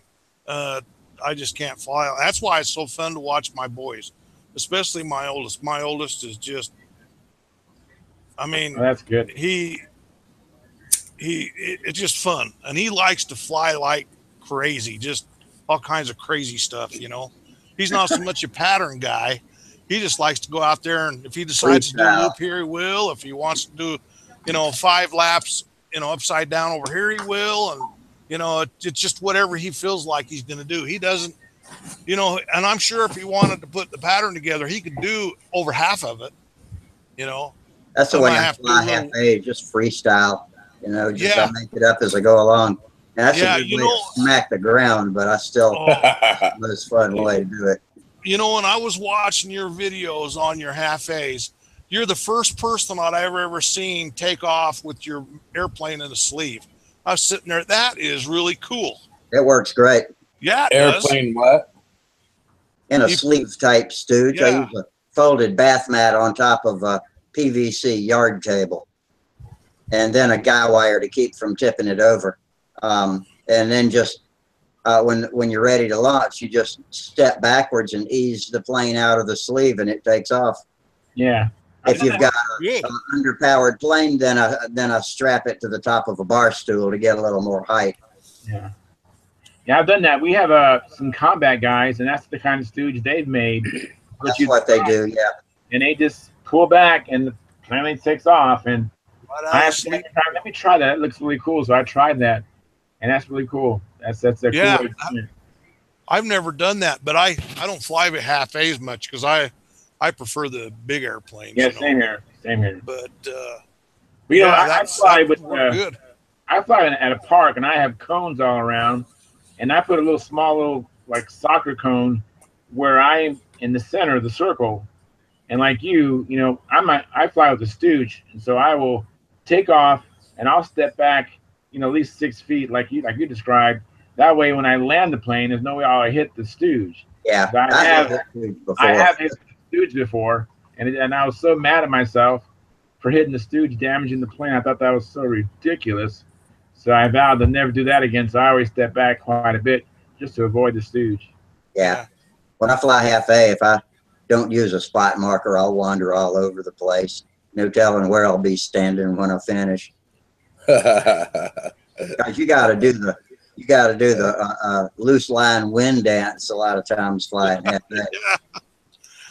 You know, another thing that's really cool with your videos when you're flying against that building, you know how you get where you get that echo.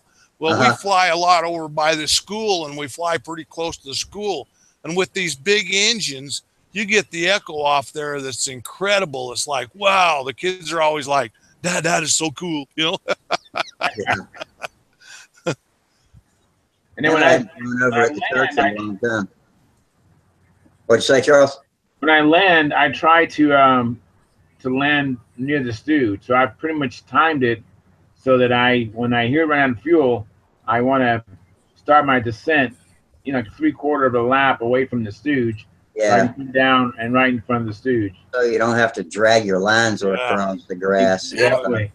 That's something I gotta definitely be working on, because I'll land anywhere because I don't really pay that much attention to that. It's wherever I land at, or you know, I'm out. I know about the speed I want to be at when I land, you know. And my problem landing is sometimes I'll float my plane a little bit too far. If you fly it a little bit too far, you'll get a bounce when you come down. If you have a little bit of speed, it'll come in, it'll stay right on the ground, nice and flat. Oh, they're pretty. You know? Hey, I was out playing around at the Nats. Me and a bunch of others just went out there flying and having fun. And I came in. We had to win, and I'm so used to this one plane I fly all the time. I slowed her down, dude, and I could have swore just for a split second I was hovered and stopped in midair, and then I put down. It was right on the verge of the worst catastrophe stall.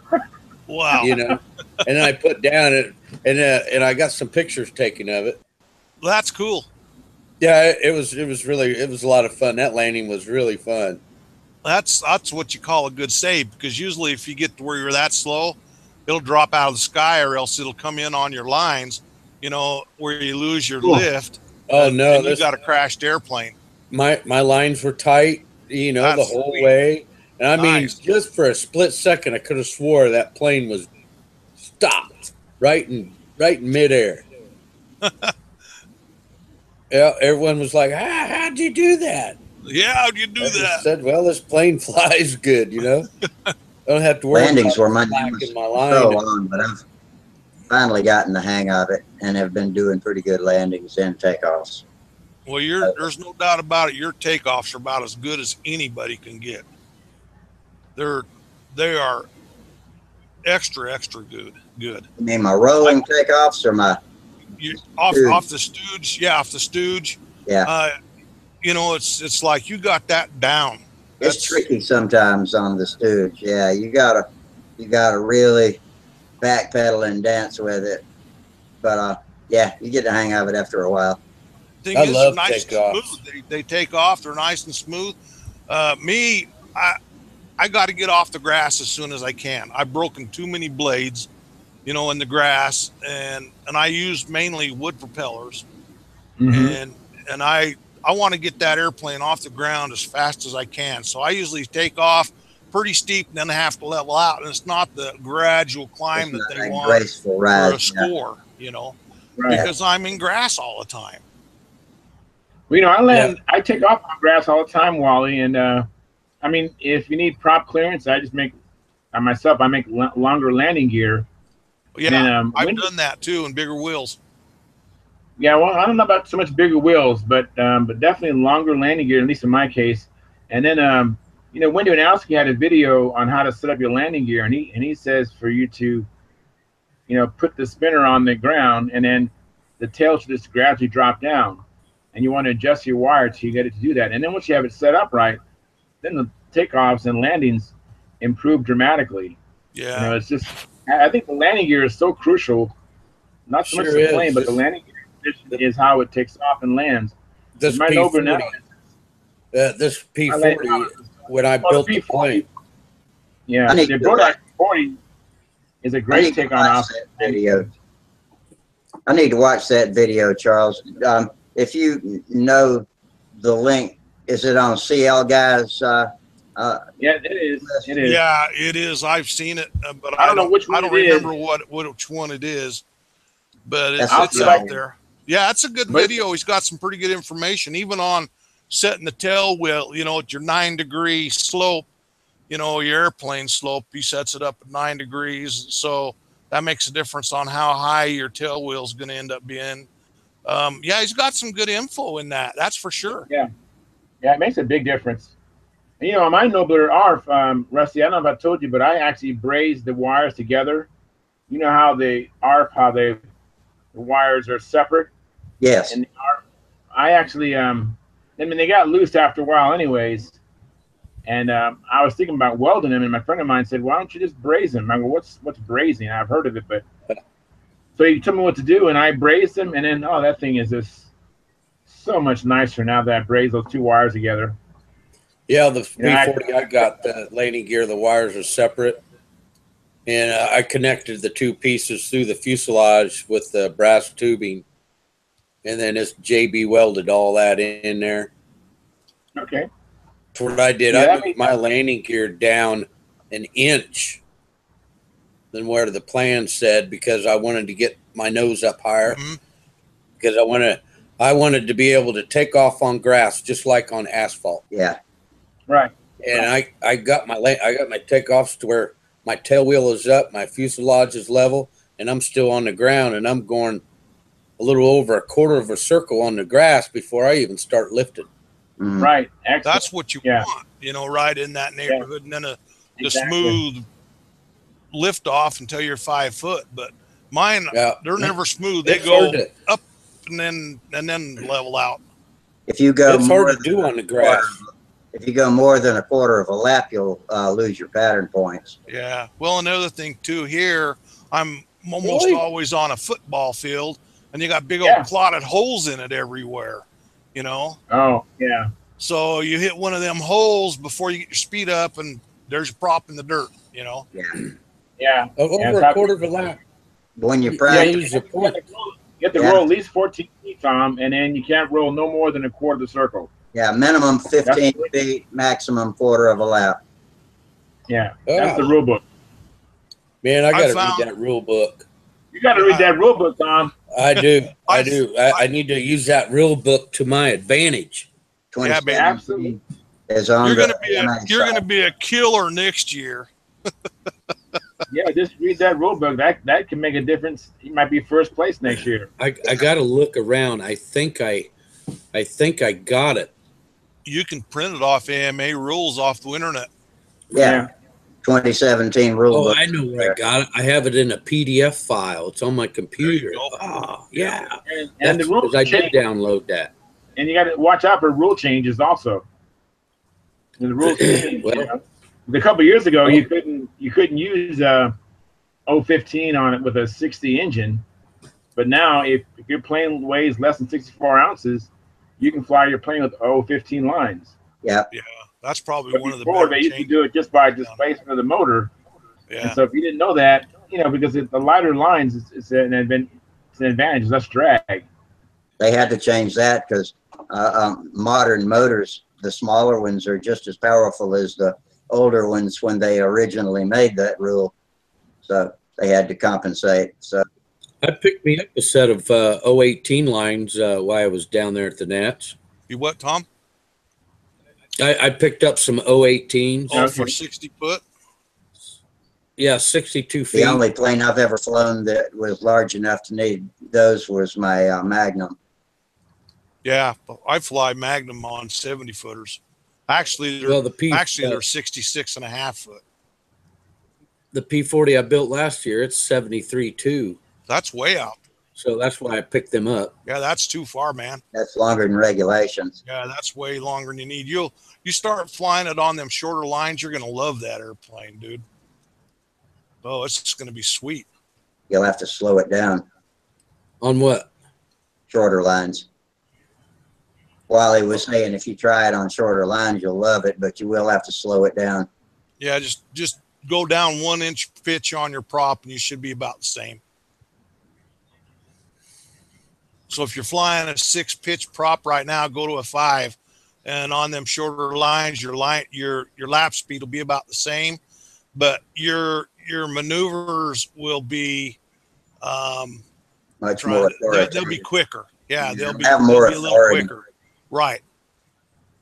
You'll like it. You really will. The one I'm flying now, Well, yeah, that airplane with the shorter lines. like 60s. Yeah, you get on them 60s, the ones that you bought over there, you're going to love those lines, man. After you've been flying that on them long ones, you're going to be loving these shorter ones. I'll try it. Yeah, you're going to love it. Yeah. The P40 that I'm flying now, I've got 62.015 line on it. Say that again. I've got 015s. Oh, 15s on what airplane? It's 43 ounces. Oh, that's good. You know what makes a lot though, the difference is lengths. Usually, a lot of these guys that fly all the time are really good. 2 feet makes a big difference. I'm not that good, so mine's about 5 feet. If I go from 60 to 65, I see a difference. And like on my Magnum, I fly with 66 and a half foot, because in regulation for that big airplane, from the center of your airplane to your handle can't be over 70 feet. So I'm half a foot under. And that way, if I was going to go fly that airplane in competition somewhere, I wouldn't have to change my line length. I could fly it without getting docked. But yeah, you fly that airplane on them shorter 60 footers and you'll see the difference in your maneuvers. And yeah, fly it and then try 1 pitch less on your prop, and you'll probably be about the same lap speed as you were on the longer ones. It'll slow Yeah, I'm down using little a bit. Thunder Tiger 11 by 4.5. 4.5. Go to a 4. Just get you a 4. 11.4. Get Yeah. you a power. Get you a top flight 11.4 PowerPoint prop, and that will be the prop you'll probably stick on with. my OS engines. Well, on that They don't- particular motor. My computer. On my OS engines, they don't run good on that prop. Yeah, I heard you the other day talking about you was running them. APCs. Yeah, APCs. You know, and that's the thing is you do some flying with your airplanes, and you know, when you're trimming, you run some different props, and you find out really what works good for that airplane, for your motor, for your lines, what you like for your style of flying. You know, and that's what you come up with. That's what you determine. Yeah, once That you works find where really the well engine's for you. happy, leave Yeah. it. And then Yeah. you change the lines or something like that, but leave the engine like it is once it's happy. Yeah. Yeah, it behaves real well. Change anything that works so well. Yeah, don't change nothing if it's working. But, you know, I would definitely be going to the shorter lines and running them because you're definitely way over. I'll try it because, see, I made up my own lines. I made 60s, 62s, and 64s. Oh, very good. That's what I And do too. this line that I picked up at the Nats, it was a walk around. No one picked them up because they was 018. Yeah, it's heavy for a 62 shorter foot line. long. But see, my P40 I built last year, it weighs 73 ounces. Perfect. That'll So be a good, that's good why I line. That'd picked be them good. up for that. Yeah, because that'd be perfect. because I did fly that 73 ouncer on 15s, you know, and I was like doing some reading, and I'm like, wow, man, you know, I think I'm a little light on these 15s. And when I went to the Nats and did my walk around, no one picked them up, and I was like, I'm picking them up. I'll put them on my P40. Have you And ever who made the flown? line? Have you ever flown and had a line break? Yes, my Yeah, buddy it's- goes here. Yeah, He goes, it's I got disastrous. I got an Oriental ARF for you to try out. I got an Oriental in the brand new in a box kit, you know, downstairs. Uh-huh. And I said, sure, I'll fly it. And I'm sitting there flying, and all of a sudden the down lead out busted right off the bell crank. Oh, They had crap. that was an Bell ARF, crank, and wow. they had a crimp type Yeah. lead Oh, out. yeah, I remember you telling me about that. Yeah, and when I I'm was on sitting here doing loops, Yeah, real you tight. just do loops until it goes in the You ground. know, and I was losing airspeed, and I was trying to catch it and lower the handle down to just kind of skim it. Good idea. And I didn't quite accomplish that. It hit a little too hard. Yeah. And then I got to thinking, man, I should have just kept it right where it was at and let it run out of gas. You If know, it's real It heavy would enough, run out you of can do gas that. on the top leg, and then it came straight down. Totally end of it. yeah, that. That's usually my luck. But yeah, it's scary. It just goes around and around and around. Pretty soon it gets closer and closer and in. When I was 12 years old, I built a Carl Goldberg shoestring, Mm-hmm. and I flew it 3 times. I was by myself and really didn't know better, but I started doing this with my line. And what's that Oh, do? yeah. Is That'll make a mess out of them on it. it made a mess. It looked like a damn cobweb, you know, all that. You can't So- undo it. Once you straighten them out, you can't use them again either because they'll Well, up like I did use them again, and both down and up busted at the same time. It went Oh, ping, ping, wow. and the airplane went. So those lines, On who its made those fourth lines, flight. Tom? Those lines, Huh? you picked up, who made those lines? That broke.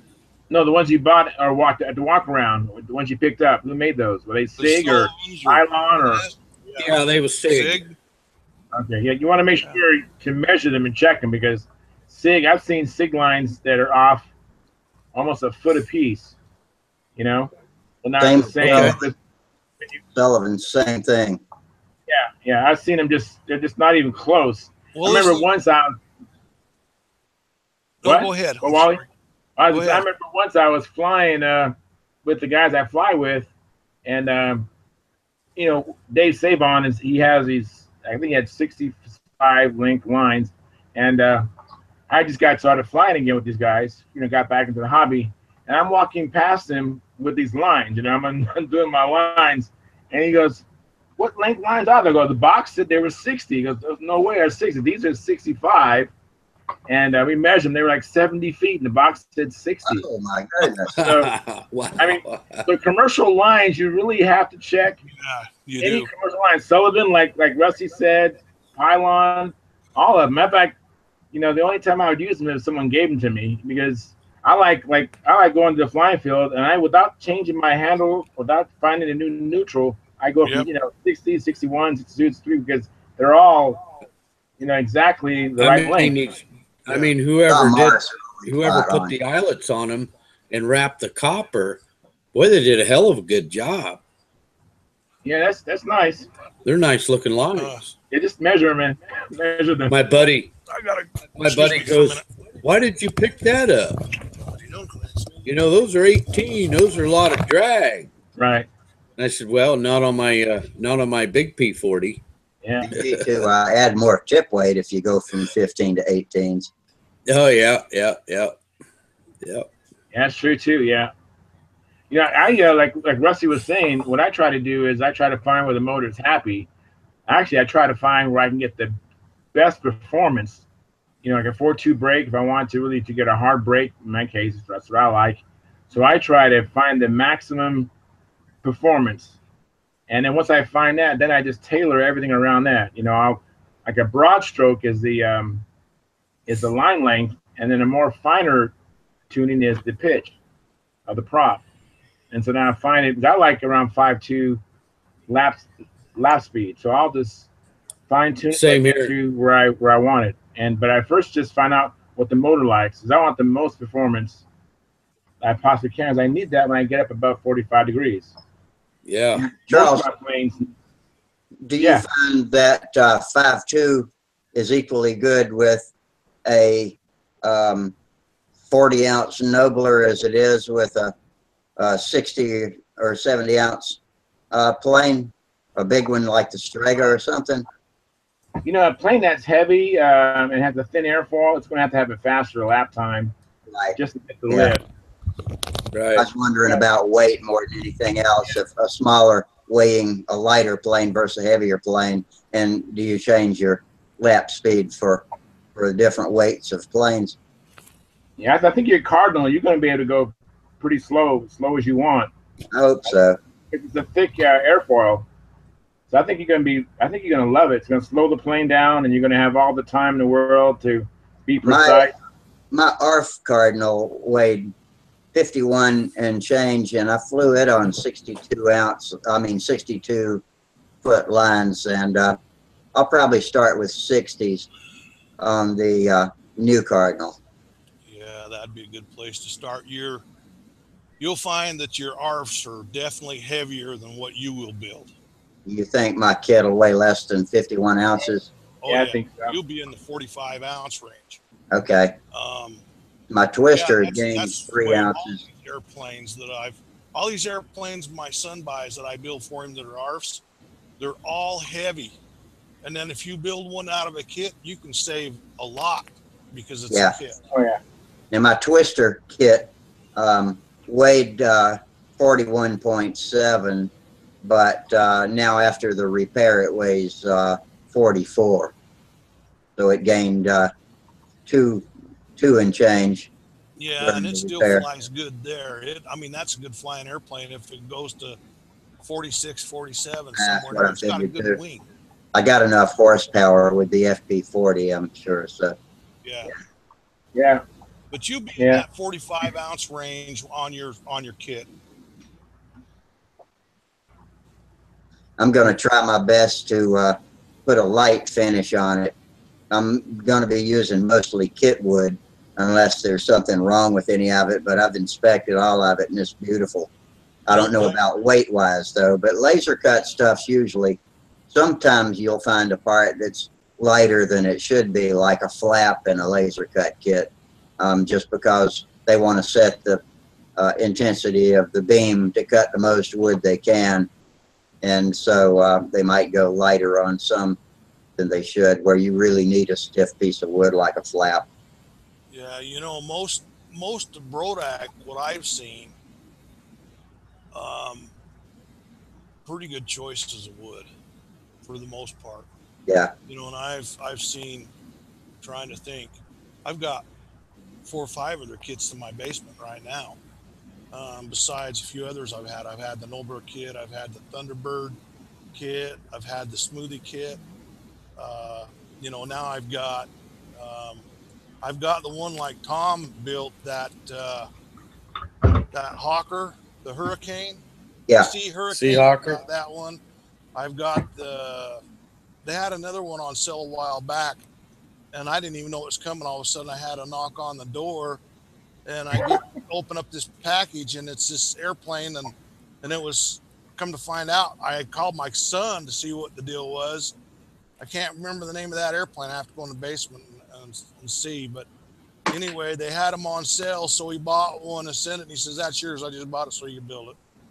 Oh, that's nice. Yeah, and I got a couple others. So, for the most part, what I've seen in their kits for wood, they're, you know, my Strega kit, I had that up here in my living room for a week, you know, looking through it and everything all the time. Every day I'd go through it and check it out, and I don't see anything that I would even change in that Strega kit. Wow. Yeah, I've heard good things about their wood. I've watched a couple of Wendy Wanowski videos when he first did the Cardinal, and then when he did the Strega kits, and he was saying the selection. When I also saw him do the original Nobler, and he said the wood selection was great. Huh. Yeah. Yeah, I think wood selection is very important for what I hear as far as building a light kit. I'm still not extremely skilled at choosing balsa, and I can use common sense and know how to look at a piece of balsa that's a tight grain or a long grain, and guess pretty well what I should use, but I don't actually know what I guess a lot at. So, well, here's the thing, Rusty, is we're not building like Sparky does, or Nowski, or some of these other guys absolutely, that have stacks of wood, you know, like that they get to pick, you know, from 4 inches of 16th wood that they can, you know, they can weigh each one and look at the grain and all this. And we don't build like that. I buy a sheet here and a sheet there. Yeah. Yeah. I've got wood down in my basement, but it's nothing like that, you know. Boy, it'd be nice, but you'd have a lot of money wrapped up in that stuff. Well, when I was growing up, my mom and dad owned a hobby store. Oh, wow. And that's where I got my modeling background, is they owned this modeling store for 9 years. And I didn't work in there very much because I had other jobs, and all I did was just go down there and buy my toys. But I built a lot of models. I still build a lot of plastics and stuff still now, but we sold out our business in 82. That's how long back it was. It was from like 72 to 82. And that's where I learned actually how to fly, how to build, what I really liked and preferred which still pretty much sticks with me today. But it was nice then because they had this two great big huge of huge racks of balsa wood. Yeah. And, you know, and they'd get a great big old thing of balsa in one bundle, and they'd put it in there.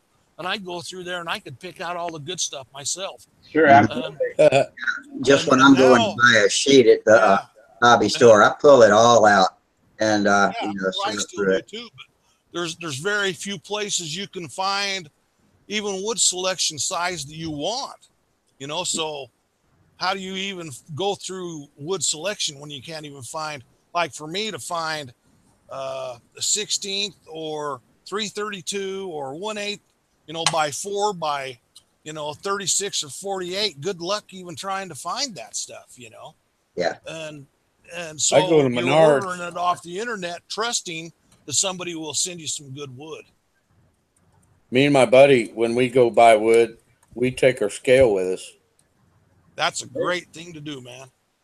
You know, I take my scale with me when I go to Menards. You know, I actually did do that last time I went to Michael's. I hate going there because they really suck with their hobby supplies, or the building supplies. But I took my scale with me last time I bought wood. Right. Yeah, I have a scale in my glove box in my car because Harbor Freight sells a pocket-sized scale. So it's fit in your shirt pocket if you have a shirt pocket, and weigh all the wood. Even if it's not accurate, you can still compare one sheet to another. Yeah, exactly. You may pick Well, I up was the just lightest about one. to say, Harbor Freight's carrying balsa wood. No, I've no, never no. They seen carry that the before. scale. They have a little small pocket scale. It's really cool. It's really small. I mean, it fits in your shirt pocket. Yeah, As you opposed- gotta watch it. If you get stopped and the cop says, "What's in your pocket?" and you bring out a pocket Yeah, scale. really.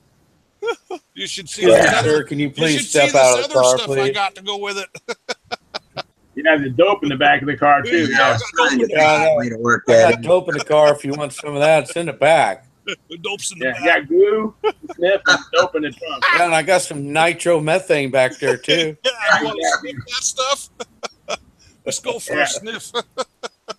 Yeah, we got a dangerous hobby, boy. I tell you, you could Yeah. experience a beat down. That's like I put on the Facebook last year, and I only done it once. I never done it again. But I said, "Man, I've been doping for 5 straight days." And I My have mother- family members My and mother best reads friends. Facebook, so I can't You know, do something like that. They private messaged me, man, and said, "Hey, you okay?" Oh, remember that one Right. night we was talking about this, and no kidding. After we talked about the dope being in the back of the car and stuff, I had a police officer knocking on my front door because my power went Really? out for a few minutes just before we came in on. Okay. And then when it came back on, I got a security system. Well, the security outfit called me and asked me if everything was fine. I said, yeah. But anyway, they still called the police. The police were over here knocking on my door, and he says, well, everything all right? And yeah, everything's fine. And I told him the power was off, and they shouldn't even call him anyway. He turned around and walked off. But that's one of the nights we was on here. It's one of the first nights I came on. I was going, holy crap. They are hearing what we're talking about. Yeah, they're listening. Big They're brother. listening. Big brother listening. Yeah, I don't know what happened. I was sitting here doping, and my power went off, and Yeah. It's all those lights when you're growing your marijuana. That's what it is. yeah. Electricity bill and making meth and all that. Oh yeah, Dangerous hobby. them damn grill lights. Oh, Yeah, I went down to the auto parts store one time because I wanted to buy some methanol, and so I got the stuff that gets water out of your gasoline. I've forgotten the name of it, but in the yellow bottle, it's pure methanol. And the guy at the counter is joking with me about gonna make some meth, and I'm like, no, dude, this is not even a part of making crystal meth. This is for airplane engines. this is to make us He go insisted that that was a part of crystal meth, faster. methanol, methyl alcohol. Idiot. Yeah. I It's, couldn't even dream of doing any of that stuff. My son is in protective services out here at this site we have out here, and he's actually SWAT. And wow. they've got a top secret clearance, and if my name was splattered around in the newspaper for something like that, I don't think it'd stand very well with him. No. That'd be it. Heat, that's the name of the stuff I was buying. HEET. Oh, he. What is it? Yeah, if you Heat. put in the yellow bottle, Gas, it's pure the yellow methanol. bottle. Yeah. Come up north where I live, you'll be using some of that. Huh. Yeah, I had to break in an MP Jet, little Czechoslovakian half-A engine, and the instructions said run it on pure alcohol and castor with no nitro. And so I made some fuel for that, but I couldn't crank it. I had to put some 35% in it to prime it and get it going, and then let it run on the pure alcohol. Huh. That sucks living somewhere where you have to use no nitro fuel, Yeah, I guess so. especially Yeah. if you're a half-A guy. Those things gotta have some oxygen mixed in with the fuel.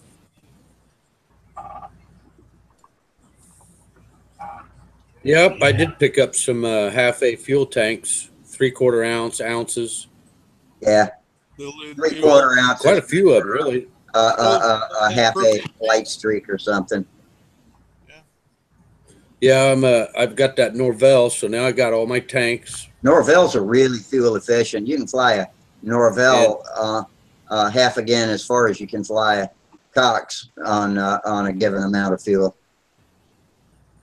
Yeah, I'd like to get me a good half-A flying airplane with that Norvell. Yeah. And I'd like to practice. That's my full pattern. Well, an APC 6.2 prop on a flight streak with a Norvell 061 or 049 is a great combination. Yeah, my buddy's got a flight streak, and that's what he's got set up. Just that very same thing. Yeah. And he's let me fly it, but man, he's got that thing too fast, dude. Yeah. Well, that's why I say the APC 6.2. That'll slow it down some, but it's still too fast for a good steady pattern. No, I got me another airplane in mind, and actually, if you saw it, it's the horizontal stabilizer and elevator. Yeah, is 19 inches long. What's the wing? It's got two booms that go to the trailing edge of the wing, and the wing is 26 inches long. That's a big airplane. Wow. And the nose moment, the nose moment is just real super long because of the wide stabilizer. I'm telling you, it's as 19 inches long that's a big airplane for a half-A. A big airplane. Hey, Tom, Minnesota Mike just said to try a plane called a Hacker. He says Phil Cartier sells them. Hacker? And if Phil sells them, I'm betting that's a foam wing. Is that right, Mike? Minnesota Mike? But a Hacker, he said, would be a good pattern plane for half-A. A Hacker? Yeah. He said made by Phil Cartier. That sounds like a good name. Hacker. Yeah. Just hearing that makes you feel like you're ready to do the pattern right now. That's right, Hacker. You're just a hack. Yeah. Well, some of the Brodek kits are pretty decent. I've got 3 or 4 of them in the basement that I built. Actually, more than that. Hey, what planes did you bring, Tom? I brought the hacking bastard. Hacker and the bastard. Yeah, I've got a P-51. Little Hacker. I've got an electric motor in my Waco, but it's a double wing job. Then I got an F-82, which is the 2-engine P-51, and a Hellcat. They're all little half-A jobs. They're the Brodek kits. They go together really nice, real fast. They fly pretty good, but I ain't been able to get a pattern out of one of them though. I guess you can, but I haven't been able to do it. It's a form. You're flying on 40-foot lines, Rusty? What'd you say? 40-foot lines? Yeah, that's like about what I usually use. I'll use 40s, and if it's a good calm day and I've got a really powerful plane, like a 061 on a fairly light plane, then I fly 45 feet. Okay. Hey, I'm on outer zone right now looking for the Hacker. I'm sure they'll have it, but this look it up with Phil Cartier. I think that's Courthouse, right? Isn't that Courthouse, Rusty? It might be. I'm not sure. Would I type in Corehouse and get on there first? Yeah, I imagine what you're going to get doing that. C-O-R-E for core? Right. Yeah. Yeah, type Courthouse Hacker into Google and see what comes up. And Cartier if you want. You know how to spell Cartier? C-A-R-T-I-E-R. C-I-E-R. CARTIER. Yeah, I'm not Mike. Minnesota Mike says it's courthouse. So type in courthouse hacker. That'll probably get you there. Courthouse hacker. So that is a foam core? I believe so, yeah, because I think that's mostly what Phil does. Minnesota, Ken Colbert says we're nuts tonight. We're nuts. He gave us a LOL with that. Should have seen us a couple You just weeks ago. figured that out? What'd you say, Charles? Man. You just figured that out? Nah, he's probably been holding it back. A couple weeks ago, I think was the best one. Holy cow, we was all busting guts. What happened? I was busy looking up. What happened? We've had some classic nights. One of them was the fly swatter night. Yeah, oh yeah. Hey, Rusty, touch that with your tongue. I took that to my meeting the other day, and we had big fun with it. People were sticking grass and shit in it. I thought it was busted at first. I thought I had carbon arc line across the plastic insert that keeps the frames from touching each other, and it wouldn't stop arcing for about 20 minutes. I finally took the batteries out and put them back in. It was okay after that. That's funny. Oh, that's great. That's funny. Oh, I see it now. I've got the airplane.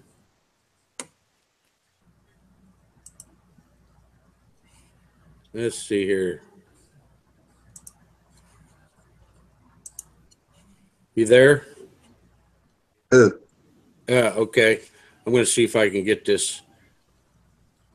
All right. That's a foam wing plane. That's all Phil does, according to Mike. I think I'll have to look into building one of them. Here, I'm going to share the screen. I'm going to share it here and see if I can't. If it'll work, I'm going to write it down. All right. I'm going to get There it was. I didn't get it. Oh, There. there you go. Yeah, Foam core. I got you locked in too. Oh, I got hold on. that. I gotta get over here. There it is. Uh, Yeah. That looks like a competent stunt plane. Yeah. Yeah. That I got off stud hanger. Okay. Okay. There. Okay, now I know what it looks like. This airplane I was describing with a 19-inch horizontal stab, 26-inch wing, and nose moment is something like, I swear to God, I think it's at least a foot or maybe more. Yeah, that's a big plane for a half A. Oh man, you ought to see it fly, man. This guy did the whole pattern, and That's it was cool. so weird to see something that big, and it was just flying beautiful. Yeah. Takeoffs and landings are challenging with half A. Yeah, we set up. I've got a vinyl 6-foot table that folds up and it's got a handle on it. Fold it and Oh, we you fly just launch right off the table. Yeah, that's a good idea.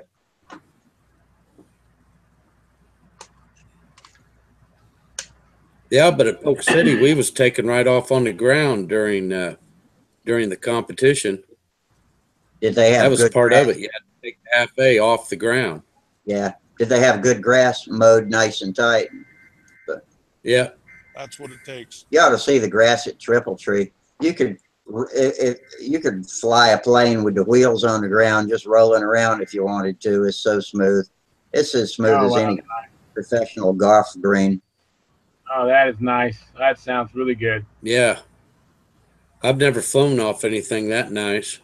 I pulled off an amazing landing. I actually got over 35 points on it, which is high for me on a landing. But I came in I must have touched down about 35 miles an hour, and it stuck and just kept on rolling, and then Wow. and sat down. That sounds good. It rolled on the mains for about 20 or 30 feet and then sat the tail down. It was so beautiful. That is the way to do it. I don't usually try to land that fast, but somehow I got into it and didn't want to change my rate of descent. So I thought, well, I got to stick it now. So I stuck it, and damned if it didn't roll out. Very, very cool. That'll kill your points if you decide you need to gain some more time and you stop descending for a minute or even lift it. That's the worst thing you can do point wise. But yeah. Yeah. Wendy and Nelson always said just down, down, down, down. Don't give any up when you're trying to land the plane. It's always down, down, down. Yeah. Landings, takeoff, and level flight, both inverted and upright. Those are your easy points. Don't give them up. That'll be the difference in a win and a loss someday.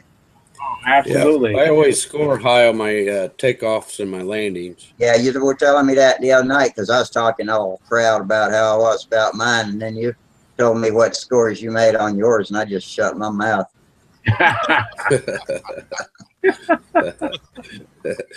I just tell you, go make a sandwich. Sandwich.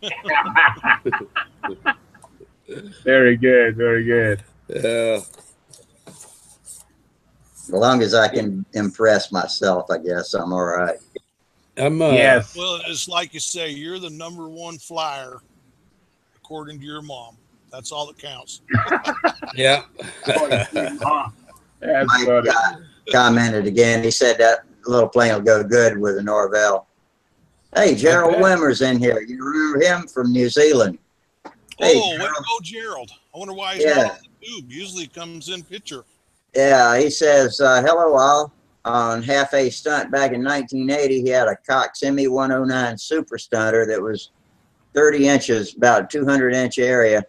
And I said he got pretty dinged up before he could fly it very well, but he could fly the pattern. Could fly the pattern with good fuel in it. Good to see you, Gerald. Tell the boys, huh? Tell him he's amazing. Yeah, you are. I love his poster. You're a big head over here, Gerald. I love his poster.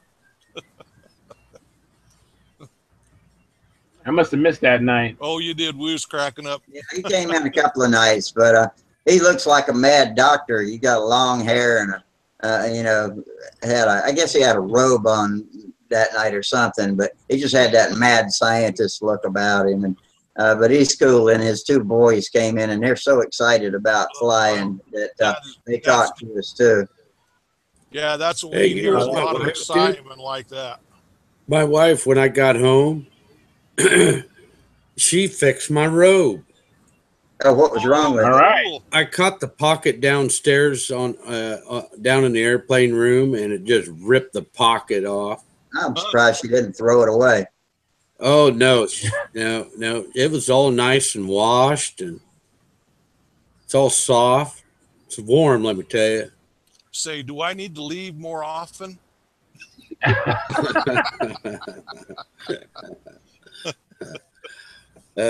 was like, that's really nice of you. Huh?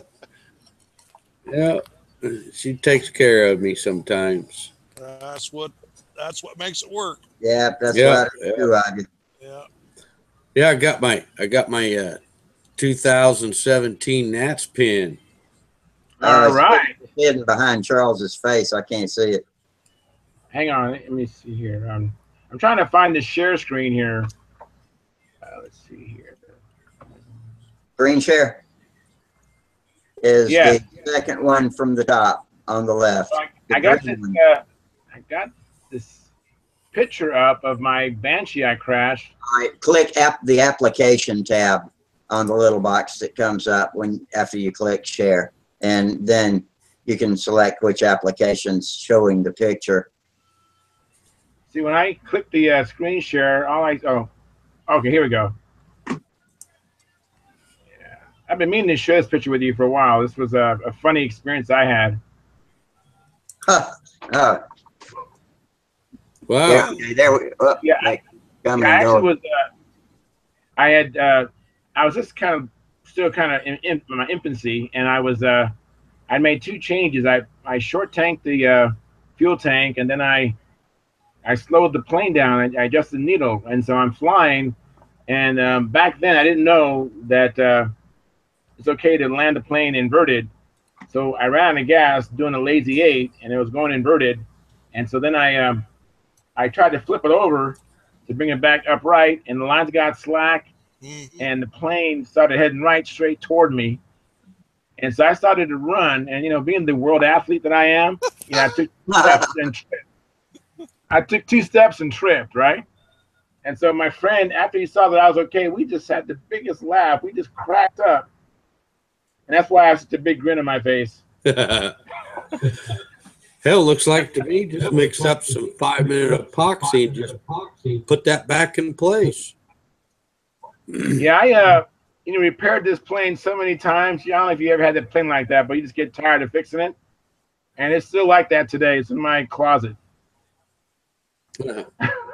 Here, I got one for you. Hang on. Can you see that? Oh, when did you crash? Oh, yes. I love that one. Yeah. Still I got love that it one. in my hand.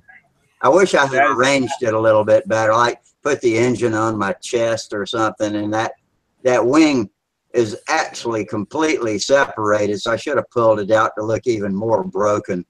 But I was so upset I was about to cry, but I knew that someday something funny was going to come out of this, so I went ahead and had Wayne take that picture of me.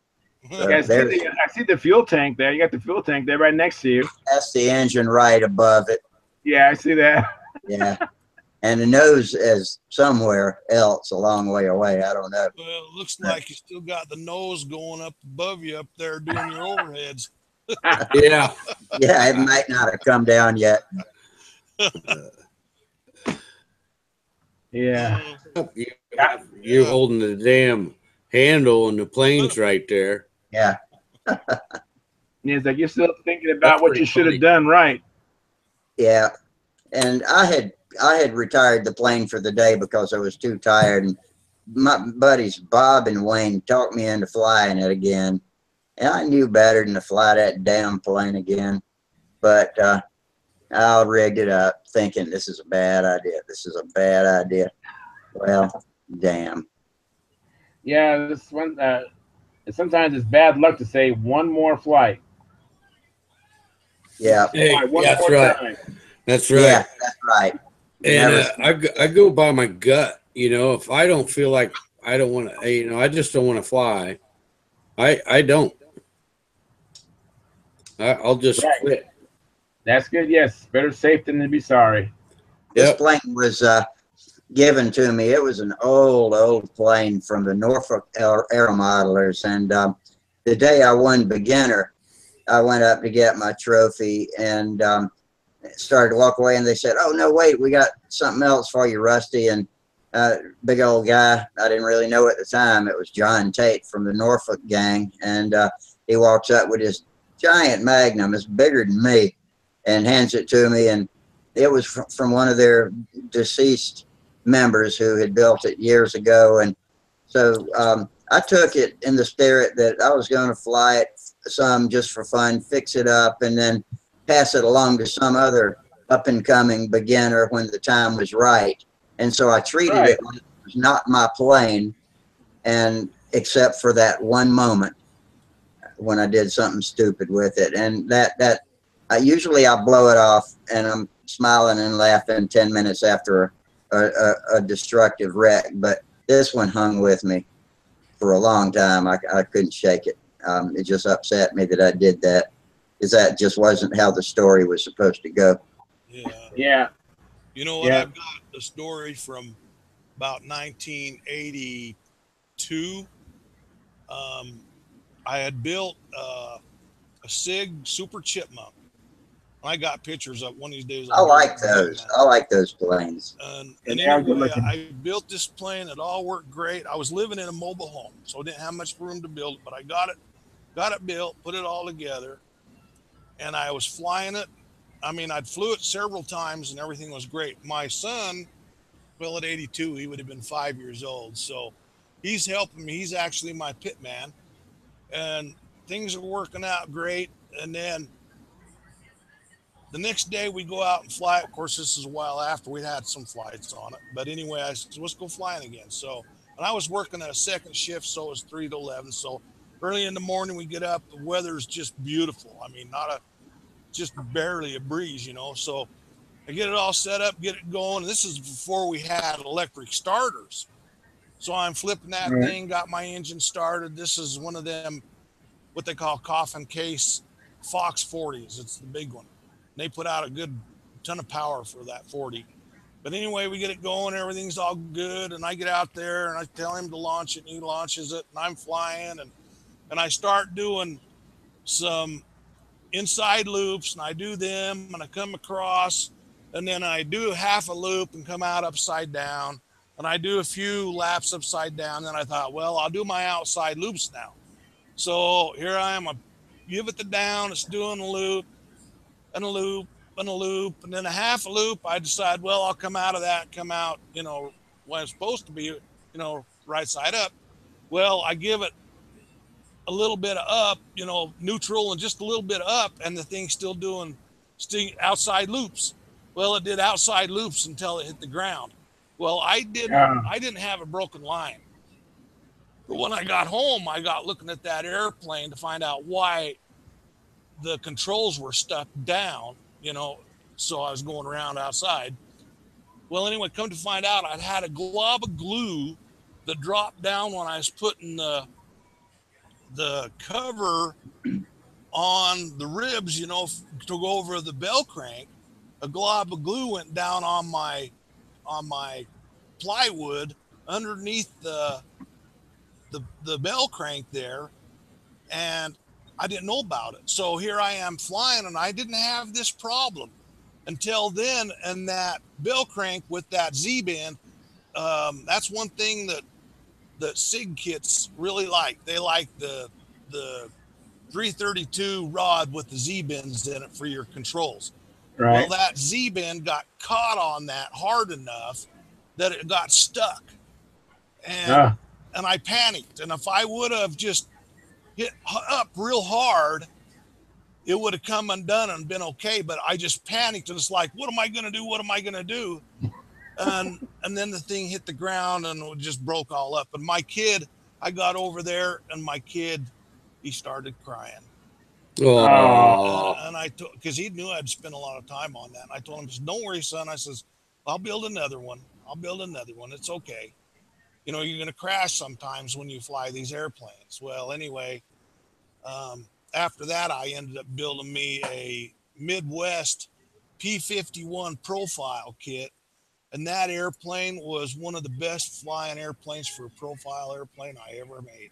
It flew so good. And it finally got to where it was oil soaked, and you could take a wing and move it up and down, it was oil. And so I told my son, I painted it with stripes, yellow and purple. And it was a pretty airplane. But I finally got to where I don't trust this thing. Last thing I want is this thing to fly apart and hurt somebody. Yeah. So I ended up smashing it all up, took my hardware off of it, threw it away. But well, I'll tell you what, that Chipmunk, even today, I just think that was my first real good flying airplane that was designed to do the stunt pattern. And I'd only flown it for a month, and here it was trashed, That's just the way it goes sometimes. That's how it goes, yeah. Until you get past the crashing stage. Yeah, and then you get them to where they burn up, Hey guys, Yeah. camera down. What'd you say? Is my camera There down? was Yep. Huh. Yep. We had a came back from screen sharing. Down. I'm just seeing your airplane sometimes. That's all I'm seeing, Rusty. Yeah, you're going back. It's like you're still screen sharing, dude. I turned screen sharing off. Let me turn it on and off again.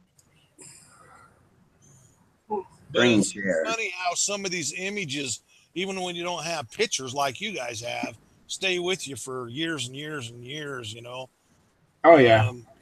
I've got Noblers diving in, that I can still see like it was just now, stuff like that. There you go. Hi, Rusty. Hey, Rusty. I fixed it. Hey, glad to be back. When I first got my Magnum up in the air, I put this 6-ounce tank in it that this guy had in the kit, because I got this kit off eBay. Well, it had a brass tank, 6 ounce. It was a 1x2x6, but it wasn't a rectangle or triangle corner where the pickup tube was. It was round. Yeah, I've So I seen thought, those. well, I'm gonna the smaller try ones. this. Yeah. I'm gonna try this. So anyway, I put it in there, and I'm flying it, and anyway, I do a loop, and at the top of the loop, the engine dies. So now I'm coming down, and then the engine starts. No kidding, the engine starts. Wow. And I just barely gained enough speed that the landing gear hit the ground, and I skipped off the ground and brought it back up. So anyway, I finished flying it, taking it easy because it's a new plane. So anyway, my kid says, "What's that about?" And I said, "Hell if I know." So I says, "Let's fill it up, try it again." So he fills it up, he fires it up. I'm out on the handle. So I tell him, let it go. He lets it go, and I'm flying and just going around, and I want to do another loop. So I'm starting up my loop, and up on top, the engine dies again. Okay. So then on the downside, no joke, the engine starts back up. starts. It wasn't completely dead. It was just right. Yeah. And I'd lost so much speed, and then it when it started picking up fuel, then it wound back up. Same thing, back on the ground. Just you couldn't have done it more perfect 2 times in a row. So anyway, I finished that, and I brought it home. What I ended up doing is taking that tank out and buying me a Brodak unit flow tank in. There we go. Which is what's in it now. But I'll tell you what, talk about that could have been a quick end for a life of an airplane that was like my sweetest airplane I ever built, you know? Yeah. Oh, man. It's hard to get over when your sweetest point, when your best plane crashes. Mm-hmm. Your best plane at the time. When that one crashes, that's hard to get over. Yeah, last year I was getting ready to go fly it. My son says, "Dad, you can't fly that airplane." I said, "Why?" And he says, "It's too pretty." Yeah. He says, "What are you going to do? What are you going to do if you crash it?" And I said, "I'll just build another one." That's right. Yeah, that's hard to do when you got a good airplane that you really love and it flies really well, and then you crash it. Make sure you do it in front of 100+ people too. Oh yeah. Yeah, like you do, right, Tom? That's right. At the net. That's right. Right? Yep. Where it's going to be on everybody's cameras for, everywhere. Yep. I was You determined. know how many times someone, Dave Tribble, he was taking pictures of the Nats coverage, and he took a picture of my plane and put it on there. So every now and then, I still get it every now and then. Someone will text me the picture and go, "What happened?" Now, you guys subscribe to us. I was determined not to let the same fate happen to the Tudor that happened to the Magnum, because that was an old storied plane that's been in my club for a long time. It was built in about 1980. It's been to lots of contests. It's won some, lost some, crashed, been rebuilt. And so when I got through with it, I had fixed it up. I had put new carbon fiber controls on it and everything, because the old stuff was worn out. Nice new tank muffler. I had a good setup. And so I returned it to Will Davis at the meeting this past Saturday. And he's going to give me some of the history of that plane. And I'm going to make a decal to go on one of the wings or the rudder or something like that, with just a list of its accomplishments across the years. And I'll have my name on there too, because I won one contest and came in second at another one with that plane. So I figure that way it's in safe hands now, waiting for the next pilot to come along to lend it to one day, and it'll have the history with it. That's a cool idea. Hey, Tom, do you subscribe to Stunt News? Yep. Oh, good, because your crash probably be the next issue of Stunt News, right? Yeah. It like I said, it'll come back around to me again. I just got my Stunt News today. Got it in the mail. What is what? Let's see. That would be what, June? That would be May and June, right? It's the third issue. Yeah, so January, February, March, April, May, June. Yeah. Okay. Yeah. So September, October is when or is it August, September? It's quarters, so it'd be. So No, it'd it's be just five. It's just September. 2 months, bi-monthly, I guess. I Bi-monthly. think Oh yeah, so it'd be probably September. it's September, October issue. That's when the coverage of the Nats will be there. Okay. Yeah, so I'll be looking out for that picture. But dude, let me tell you, it really was the picture quality, and it was nothing compared to Bob Hunt. Bob Hunt's not doing that anymore. Yeah, I We know. got a new YouTuber signed in. Chairwood44 says hello. Hello. Hello. Hello, Chairwood. And Ken just signed off. Ken Colbert says good night. So thanks for coming in, Ken. We'll see y'all later. Well, I'm gonna have to subscribe to Stunt News before then. Yeah, you're gonna have to, man. It's a great publication. I wish it was all color. A lot of the pictures are black and white. But if you get the, I mean, I go on the digital and I look at the digital as well, but I receive it, and it's good. How much do you pay to get both? What? Stunt News. I think I don't know. I don't remember. I don't remember. I'd like to get it.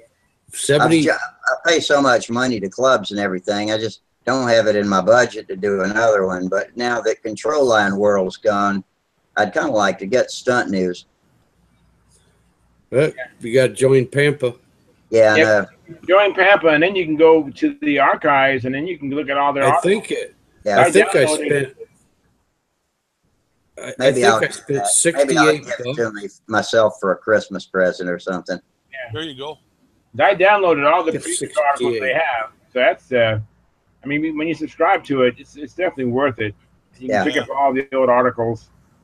And I don't have Control Line World, and I'm kind of opposite of you. I don't really support too many clubs, and so I can't. I do the magazines. I do the AMA insurance, and then the digital AMA, and then I do Stunt News, and I just don't have any extra money for. Yeah, I'm a member of three clubs plus the AMA, and that's about all I can bite off. Yeah, that's a lot. That's a lot. Yeah, it is. But you know what? Even I just got voted in Saturday to be a member of the Congaree Flyers.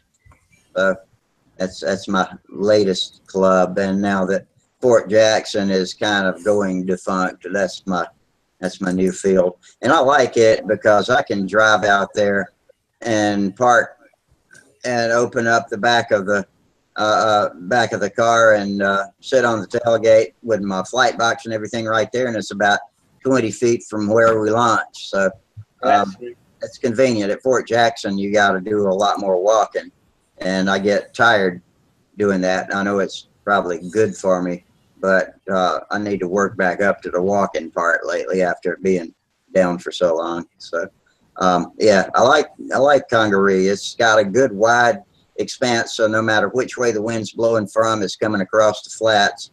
And they've got a fabric runway out there for the RC group, and they're going to build a fabric pilot circle and takeoff strip too for the very nice.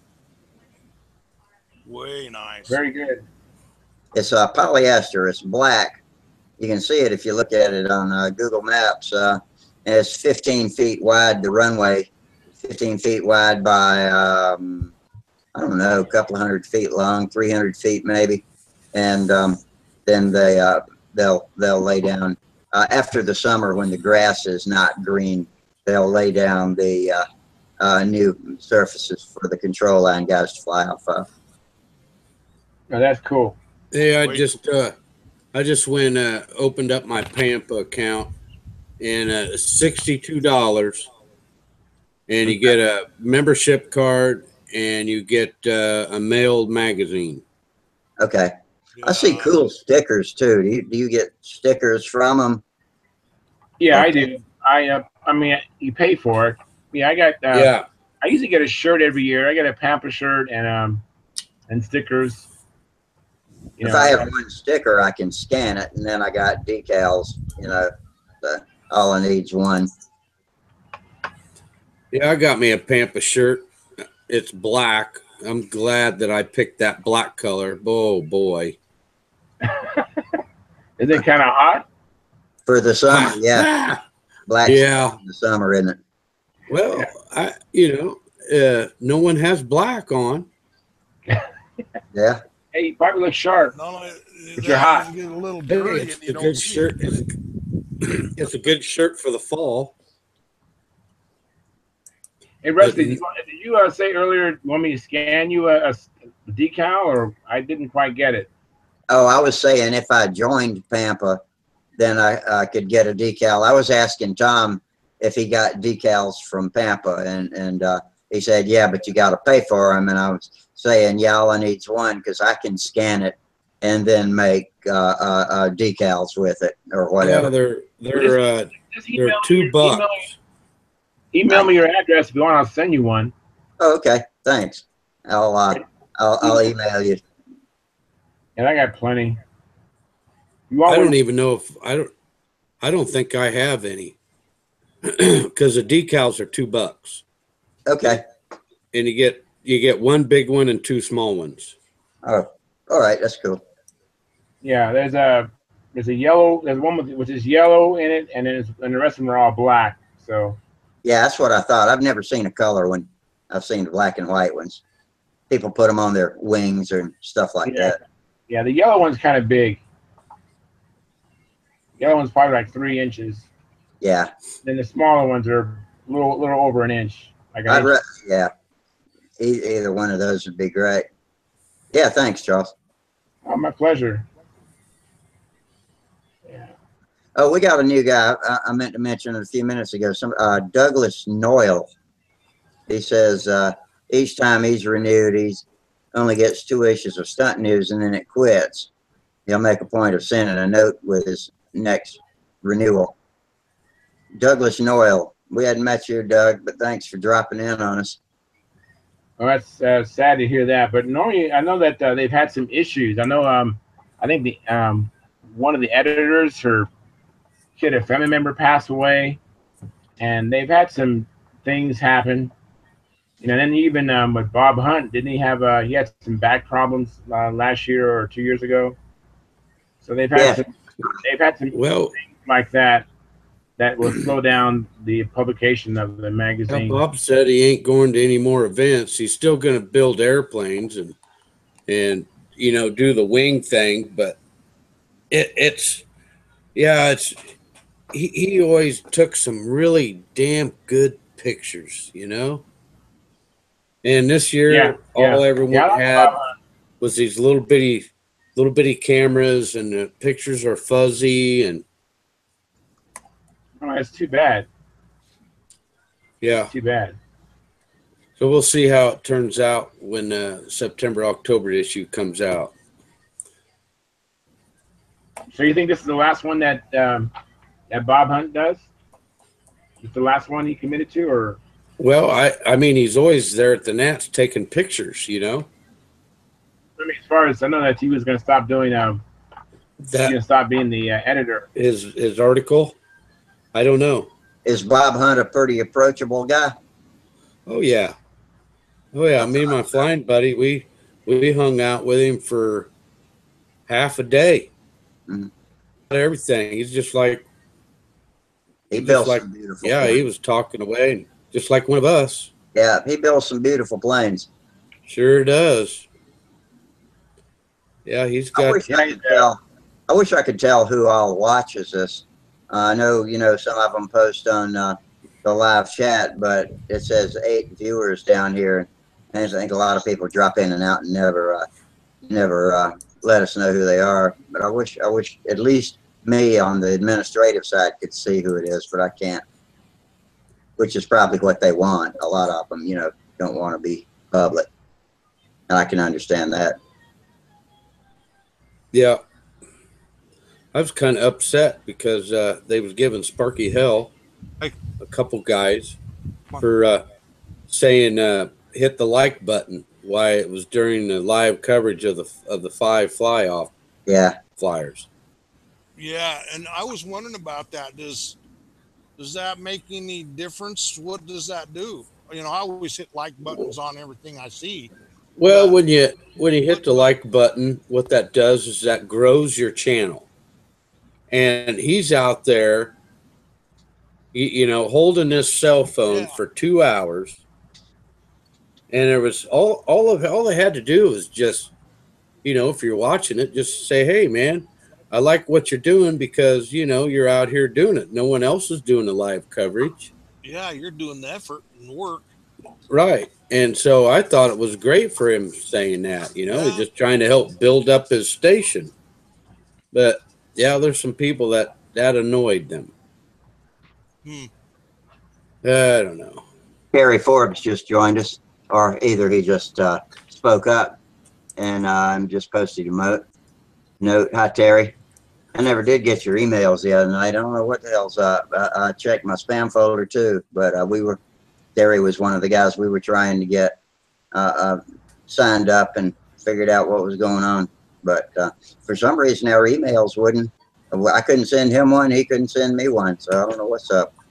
So all that effort the other night with all these guys, I was the only one that ended up getting it done, huh?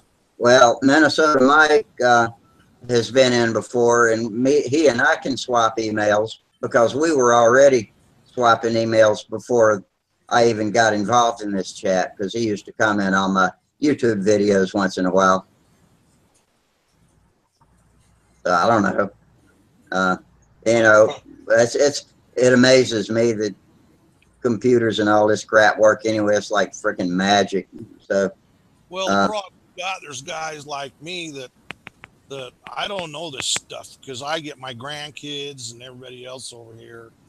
When I have problems, they're the ones that bail me out, you know. And my deal, if I can get in, get out, that's all I really care, you know, to learn, it seems like. And because I do everything with my hands, it's not on a computer, you know. You know, Mike, his Wi-Fi is down. That's why he's not on with us, I believe. I remember him. I remember him saying that. Oh, Terry just gave me another email. I'll try send him one at that address. So Rusty, I wanted to ask you something. On your videos, what are you using for a video editor? Windows Movie Maker. It's part of the Windows Essentials that you can download to go along with Office and all that. And it's extremely simple, but I can do enough to get decent videos and edit them and blend them together pretty well.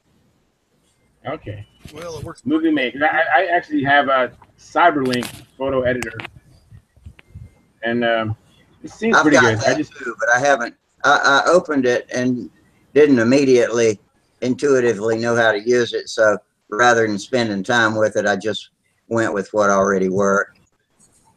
Right. That's Movie Maker, you said? Yeah. Windows Live Movie Maker. I'm fixing to send Terry a test email here.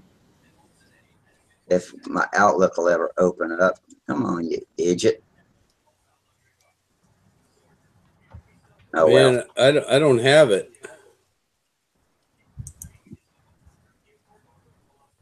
You don't have what?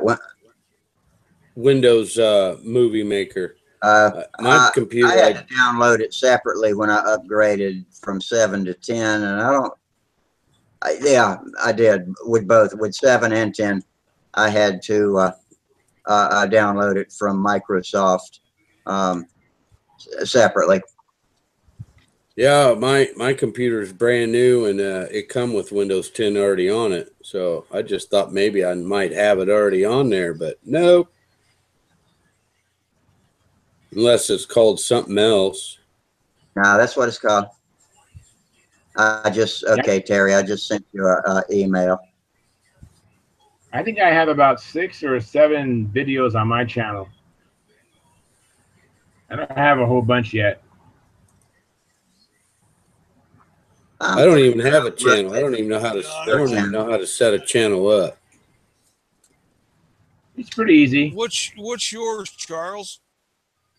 You know what? It's actually called Charles Carter, but there's a lot of Charles Carter. So if you type in Charles Carter flying, Okay. and then it'll pop up in a list, and you'll obviously be able to find me. Yeah, Okay. I'm Rusty K, and I tell people to search the YouTube box for Rusty K space control line, and that comes. My channel link is right at the top of the results. Yeah, I haven't posted a video in several months. What's that? Charles Carter flying? Yeah, try that.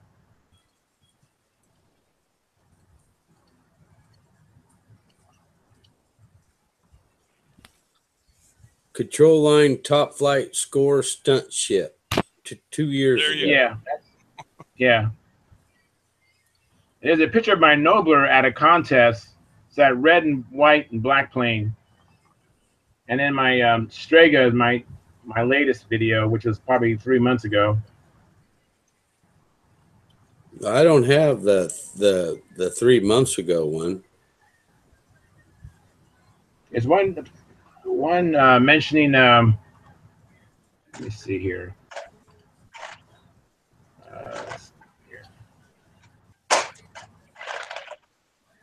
Do you have a plane that's got a checkerboard underneath the whole plane? Yes, yeah, that's my Nobler.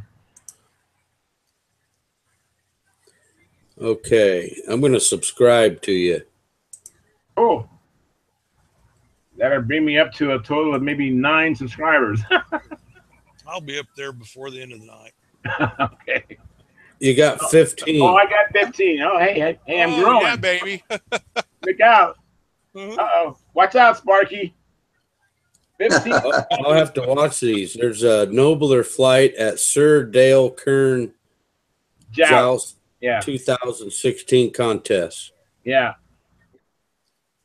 And I've totally retrimmed that plane. The plane is flying so much better now than it was then. And then the newest video is just the control line Strega practice of stunt maneuvers. I just wanted to put a video up, and so I was kind of anxious. And, that shows my Strega with the Stalker 81. Well, that's a Cool. big engine.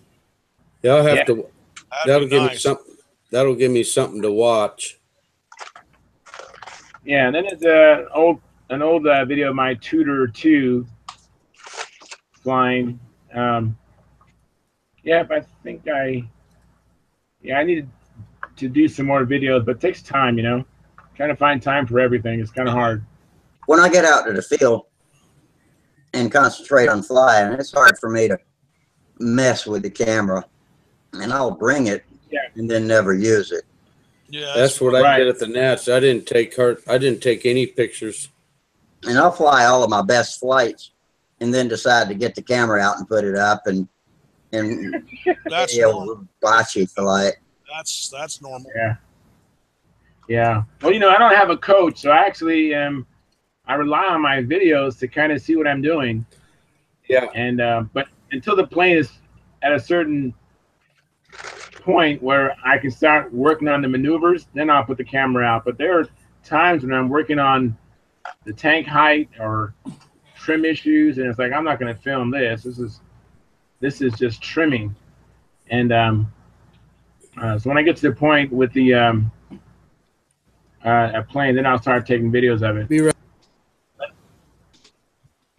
Hey, I'll be back in a second. All right. Good night, Minnesota Mike. We'll see you Friday. Because I'm beginning to that Nobler I was talking about, that thing is beginning to fly pretty good now, and so I'm actually beginning to start trimming it.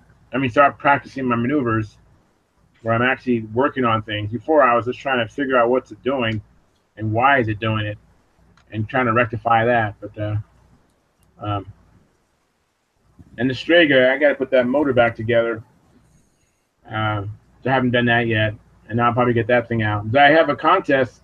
Actually, that Sir Dale Kern Joust is coming up again here in 2017 next month. and I'm not really ready for it, but it's gonna be here before I know it. Hey, go for it. Yeah, I am, because that one's actually not too far from here. It's about an hour and a half drive. Daryl, hey Daryl, How you how you guys doing? doing tonight? Up Hey, there Hey, in what's up, Daryl? up there in snow country. Yeah, Uh, I guess you got summertime by now, don't you? Ooh. Oh yeah, she's Ooh. warm. You either freezing or sweating to death. Excuse me. I subscribe to your channel, watching some of your videos. Oh, thanks. Yeah, yeah, I'm one of Daryl's watchers too. Well, Yeah, same hello, here, Daryl. I'm a subscriber also, Daryl. What you been Man, doing for fun? I really love that Folk Wolf 190, man. Yeah, excellent. It's deceased. Hey, Daryl. Is it? Daryl, you sure do a good mow job. Yeah, he's been mowing his butt off. Field looks great. Oh, I didn't do the last job on her. Oh, you didn't? I did the one with the push mower, which won't happen again. Next time we'll go get the tractor. That's a big circle, isn't it? Oh, yeah, and then you do the landing area or the parking area and everything. So, whew. Yeah, I'll just get the tractor next time. But yeah, Bruce did it the last time. What's the big home built you got going in your garage? That's a Heath parasol replica by Ragwing. Roger Mann's a fellow who designed it. He put out a bunch of wooden ultralights. So I kind of like that Heath, so I got the plans for that. How far along are you on it?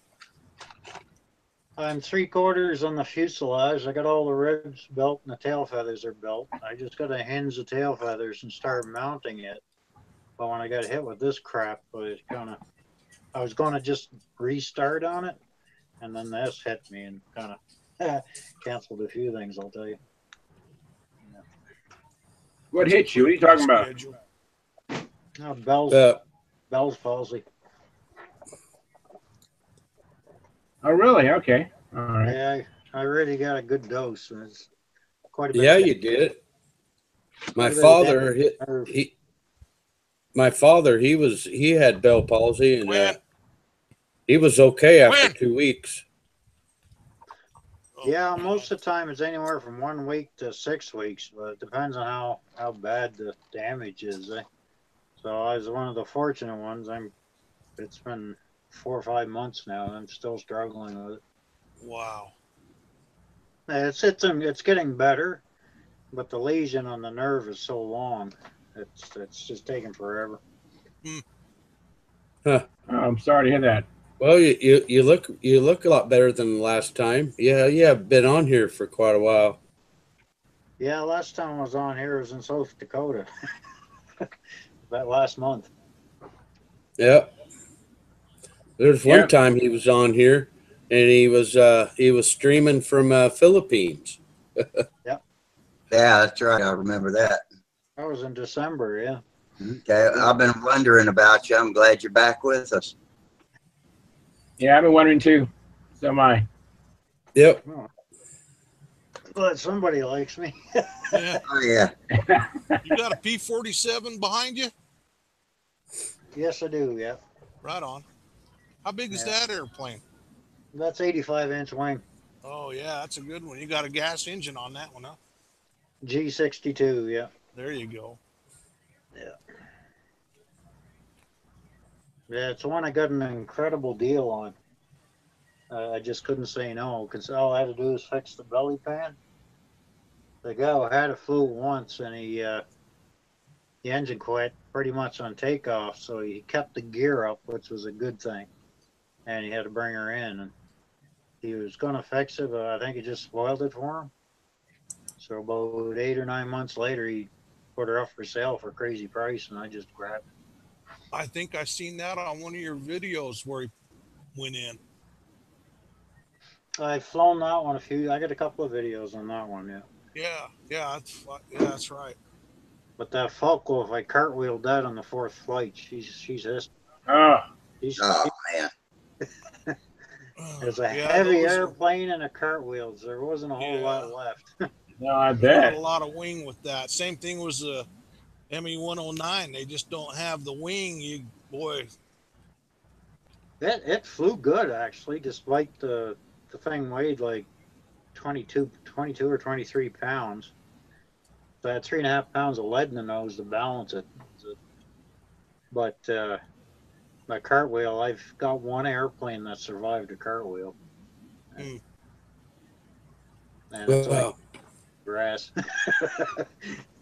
Hey, Charles, Gerald Wimmer says he subscribes to your YouTube channel. Oh, thank you. What's your channel called? It's called Charles Carter, but there's a lot of Charles Carters, Daryl. So if you just type in Charles Carter flying, then you'll see some other ones that will populate, and then you can find me. what's your channel called, Daryl? I got 2 actually. What? I had I 2 got of the them. hogs and I got the hogs and planes. What's your That's other what one? I'm familiar with. Yeah, I'm the Hogs and Plains. I subscribe to Hogs and Plains. Yeah, me that's too. the most popular one I got. The other one is strictly guns. Oh, what's that one? It's 44 Gunsmoke. Okay, I do guns too. So Oh, really? Well, Yeah. that's strange. I didn't think Americans were into guns. oh, big time. It's just us Canadians. Oh, there's Charles. There Well, I am. if you don't live on the coast in the states that are on the coasts on the east and west side, you'll do guns. If you're on them coast states, then you're pretty much out. Yeah, I noticed that. Yeah, on the West Coast, I went through the 3 states there, and yeah, it was nice scenery and everything, but Yeah. it's a little too. It's almost Canadian, you know. Yeah. Have you been up to Peace River up above you? Oh yeah. Yeah, I went up there hunting geese a few years ago. It was a blast. No pun Hey, intended. Charles, Yeah, literally. Yeah. Douglas Noyle just decided to subscribe to your channel. All right. Hey. There you go. Hey, your viewership's growing. Yeah, this Yeah, is you- the banner night. You just got one more. Thank you very much. The ratings go up when you crash. Yeah, it means you're up to 17 now. Yes. Look out, Sparky. Yeah, Coming Around it. strong. Sparky hasn't caught up to me yet. He's getting close, I think. Yeah, you've been around longer than Sparky's been on Oh, it, I think, well, too. considering how long he's been there, he's doing really good. Yep. Oh yeah, I've been on this for over 10 years. Where in the heck did you get all them weights for all of them you had in that bucket? I can't remember how many pounds that you had in that bucket when you first started your engine for your Folk Wolf. I was going, holy crap, that's a lot of lead. Oh, I got lead stashed here and in my hangar. I got that stuff Man. everywhere. Man. Yeah, you never know when they're going to outlaw it, right? I got the bullet molds and everything. I cast quite a bit, especially with 45 70s, man. That stuff.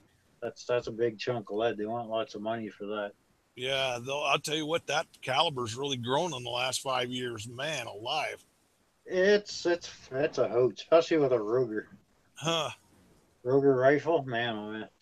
You better have a shoulder pad about this thick though. Yeah, I hear they buck pretty hard.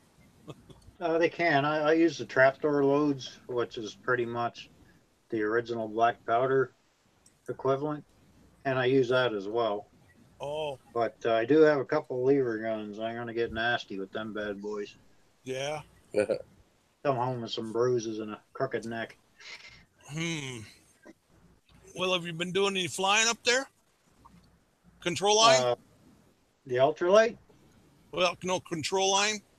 Yeah, I was out flying the other day. Oh, right on. I took the landing gear came loose on my smoothie. but it's just, Hey, there's a Brodak ARF, and I should have put triangle stock to reinforce the mount, and I didn't. And it was just one mildly, I wouldn't even call it a hard landing. It was a bit of a bounce. That was enough to knock it loose. Yeah, it doesn't take much. My youngest son has one. He did the same thing, come across the bottom of a loop and got a little too low, and it snagged landing gear and took it off, and then hit the ground and took the prop off. And in fact, I think it even broke the spinner on that one. Oh, So I had to build that all up for him. I didn't come close to doing that, but I just noticed it was moving a little bit when I started flipping the prop. So I just took it, and then sure enough, the thing was loose. It didn't even come out. Oh, lucky. Yeah, you got caught it before you ended up breaking it off. Yeah. Yeah, I'm running the SOAR propellers and to replace the APCs. Yeah. And just to get rid of the weight. There's a huge difference in weight. How you And like the I'm performance? actually quite happy with that SOAR propeller. Yeah, those SOAR propellers are nice. Do they drive pretty good? Oh, they're amazing. Right on. 'Cause I I've find got the a bunch of them. I haven't used one yet. The performance is at least as good as an APC. Are they all wood? They're Yeah, all they're all wood, yeah. They're kind of pricey though, kind of expensive. You can they're get. pricey, I yeah. think they got the. They're not carbon fiber, but they're the molded, whatever they call it. You can get the 3-blade too, if I'm thinking right. I think Zor makes a 3-blade. I'll have to look on the website or on their catalog and see. It seems like they also do it's a composite, whatever it is. Yeah, I thought they had a seems like carbon fiber. It could be wrong. Yeah, it seems like it. They probably do in the bigger, the big stuff, like for your gas engines and stuff. Well, the only ones I used so far was a 10.5 and a 10.6. And they come, and you can see where they drilled and balanced the hub and everything on them, eh? And I had one that the tip was heavy on, and I sanded it to get her balanced, and I didn't even touch it didn't even get to the wood. So the varnish was still on it. Let's do it. Yeah, the thick varnish, huh? Yeah, I was very pleased. I've used them in RC stuff. In fact, I got a Zor on that Thunderbolt, and it's carbon fiber. Yeah, I was looking on the package on mine. It said it's from China. Mine are from Germany. Huh? Hey, fellas, I'm going to get off of here. I'll catch you Friday night. I'm about to close up shop too, Tom. So, yeah, I see my eyeballs are closing like this. Well, you know what? I'm going to sign Ain't off. got no. I'm getting kind of tired too. On tonight. I was watching all half the night. What would you say? Should have Yeah. Whenever I see y'all yawn, I later. think about you, Daryl. I'm going, I wonder if Daryl See sees you us later. yawning. See you, Tom. Hey, guys, I'm going to punch out too, all right? Okay, yeah, I think I'm gonna too, and get a little dinner and do a few things. Then I'm headed off to bed. All right. I'll see you guys later. take it easy. You Good guys. night. Okay, we're down to we're officially the diehards, Daryl. Looks that way. Yeah, I was just up editing a movie, so I was keeping track of you guys there, and then I figured I'll at least come in and say goodnight. yeah. Thanks for dropping in. I appreciate it, and good to see you. Because I was a little worried. I didn't know what might be wrong, but hope you're on the mend. And I am too. I've been gimpy lately too, so I think I'm about back to where I'm ready to get out and get back in action. So anyway, well, check us out Friday night. Yeah, I should be around. Okay. All right, man. Take it easy, and we'll see you later. Hey, have a good night, man. All right. Everybody, thanks for watching, and don't forget to like us and subscribe to us. And if you want to log into Google, you can click the links I put up in various places and come in live. All right. Until Friday, we will see you later. Tight lines, fair winds. Good night.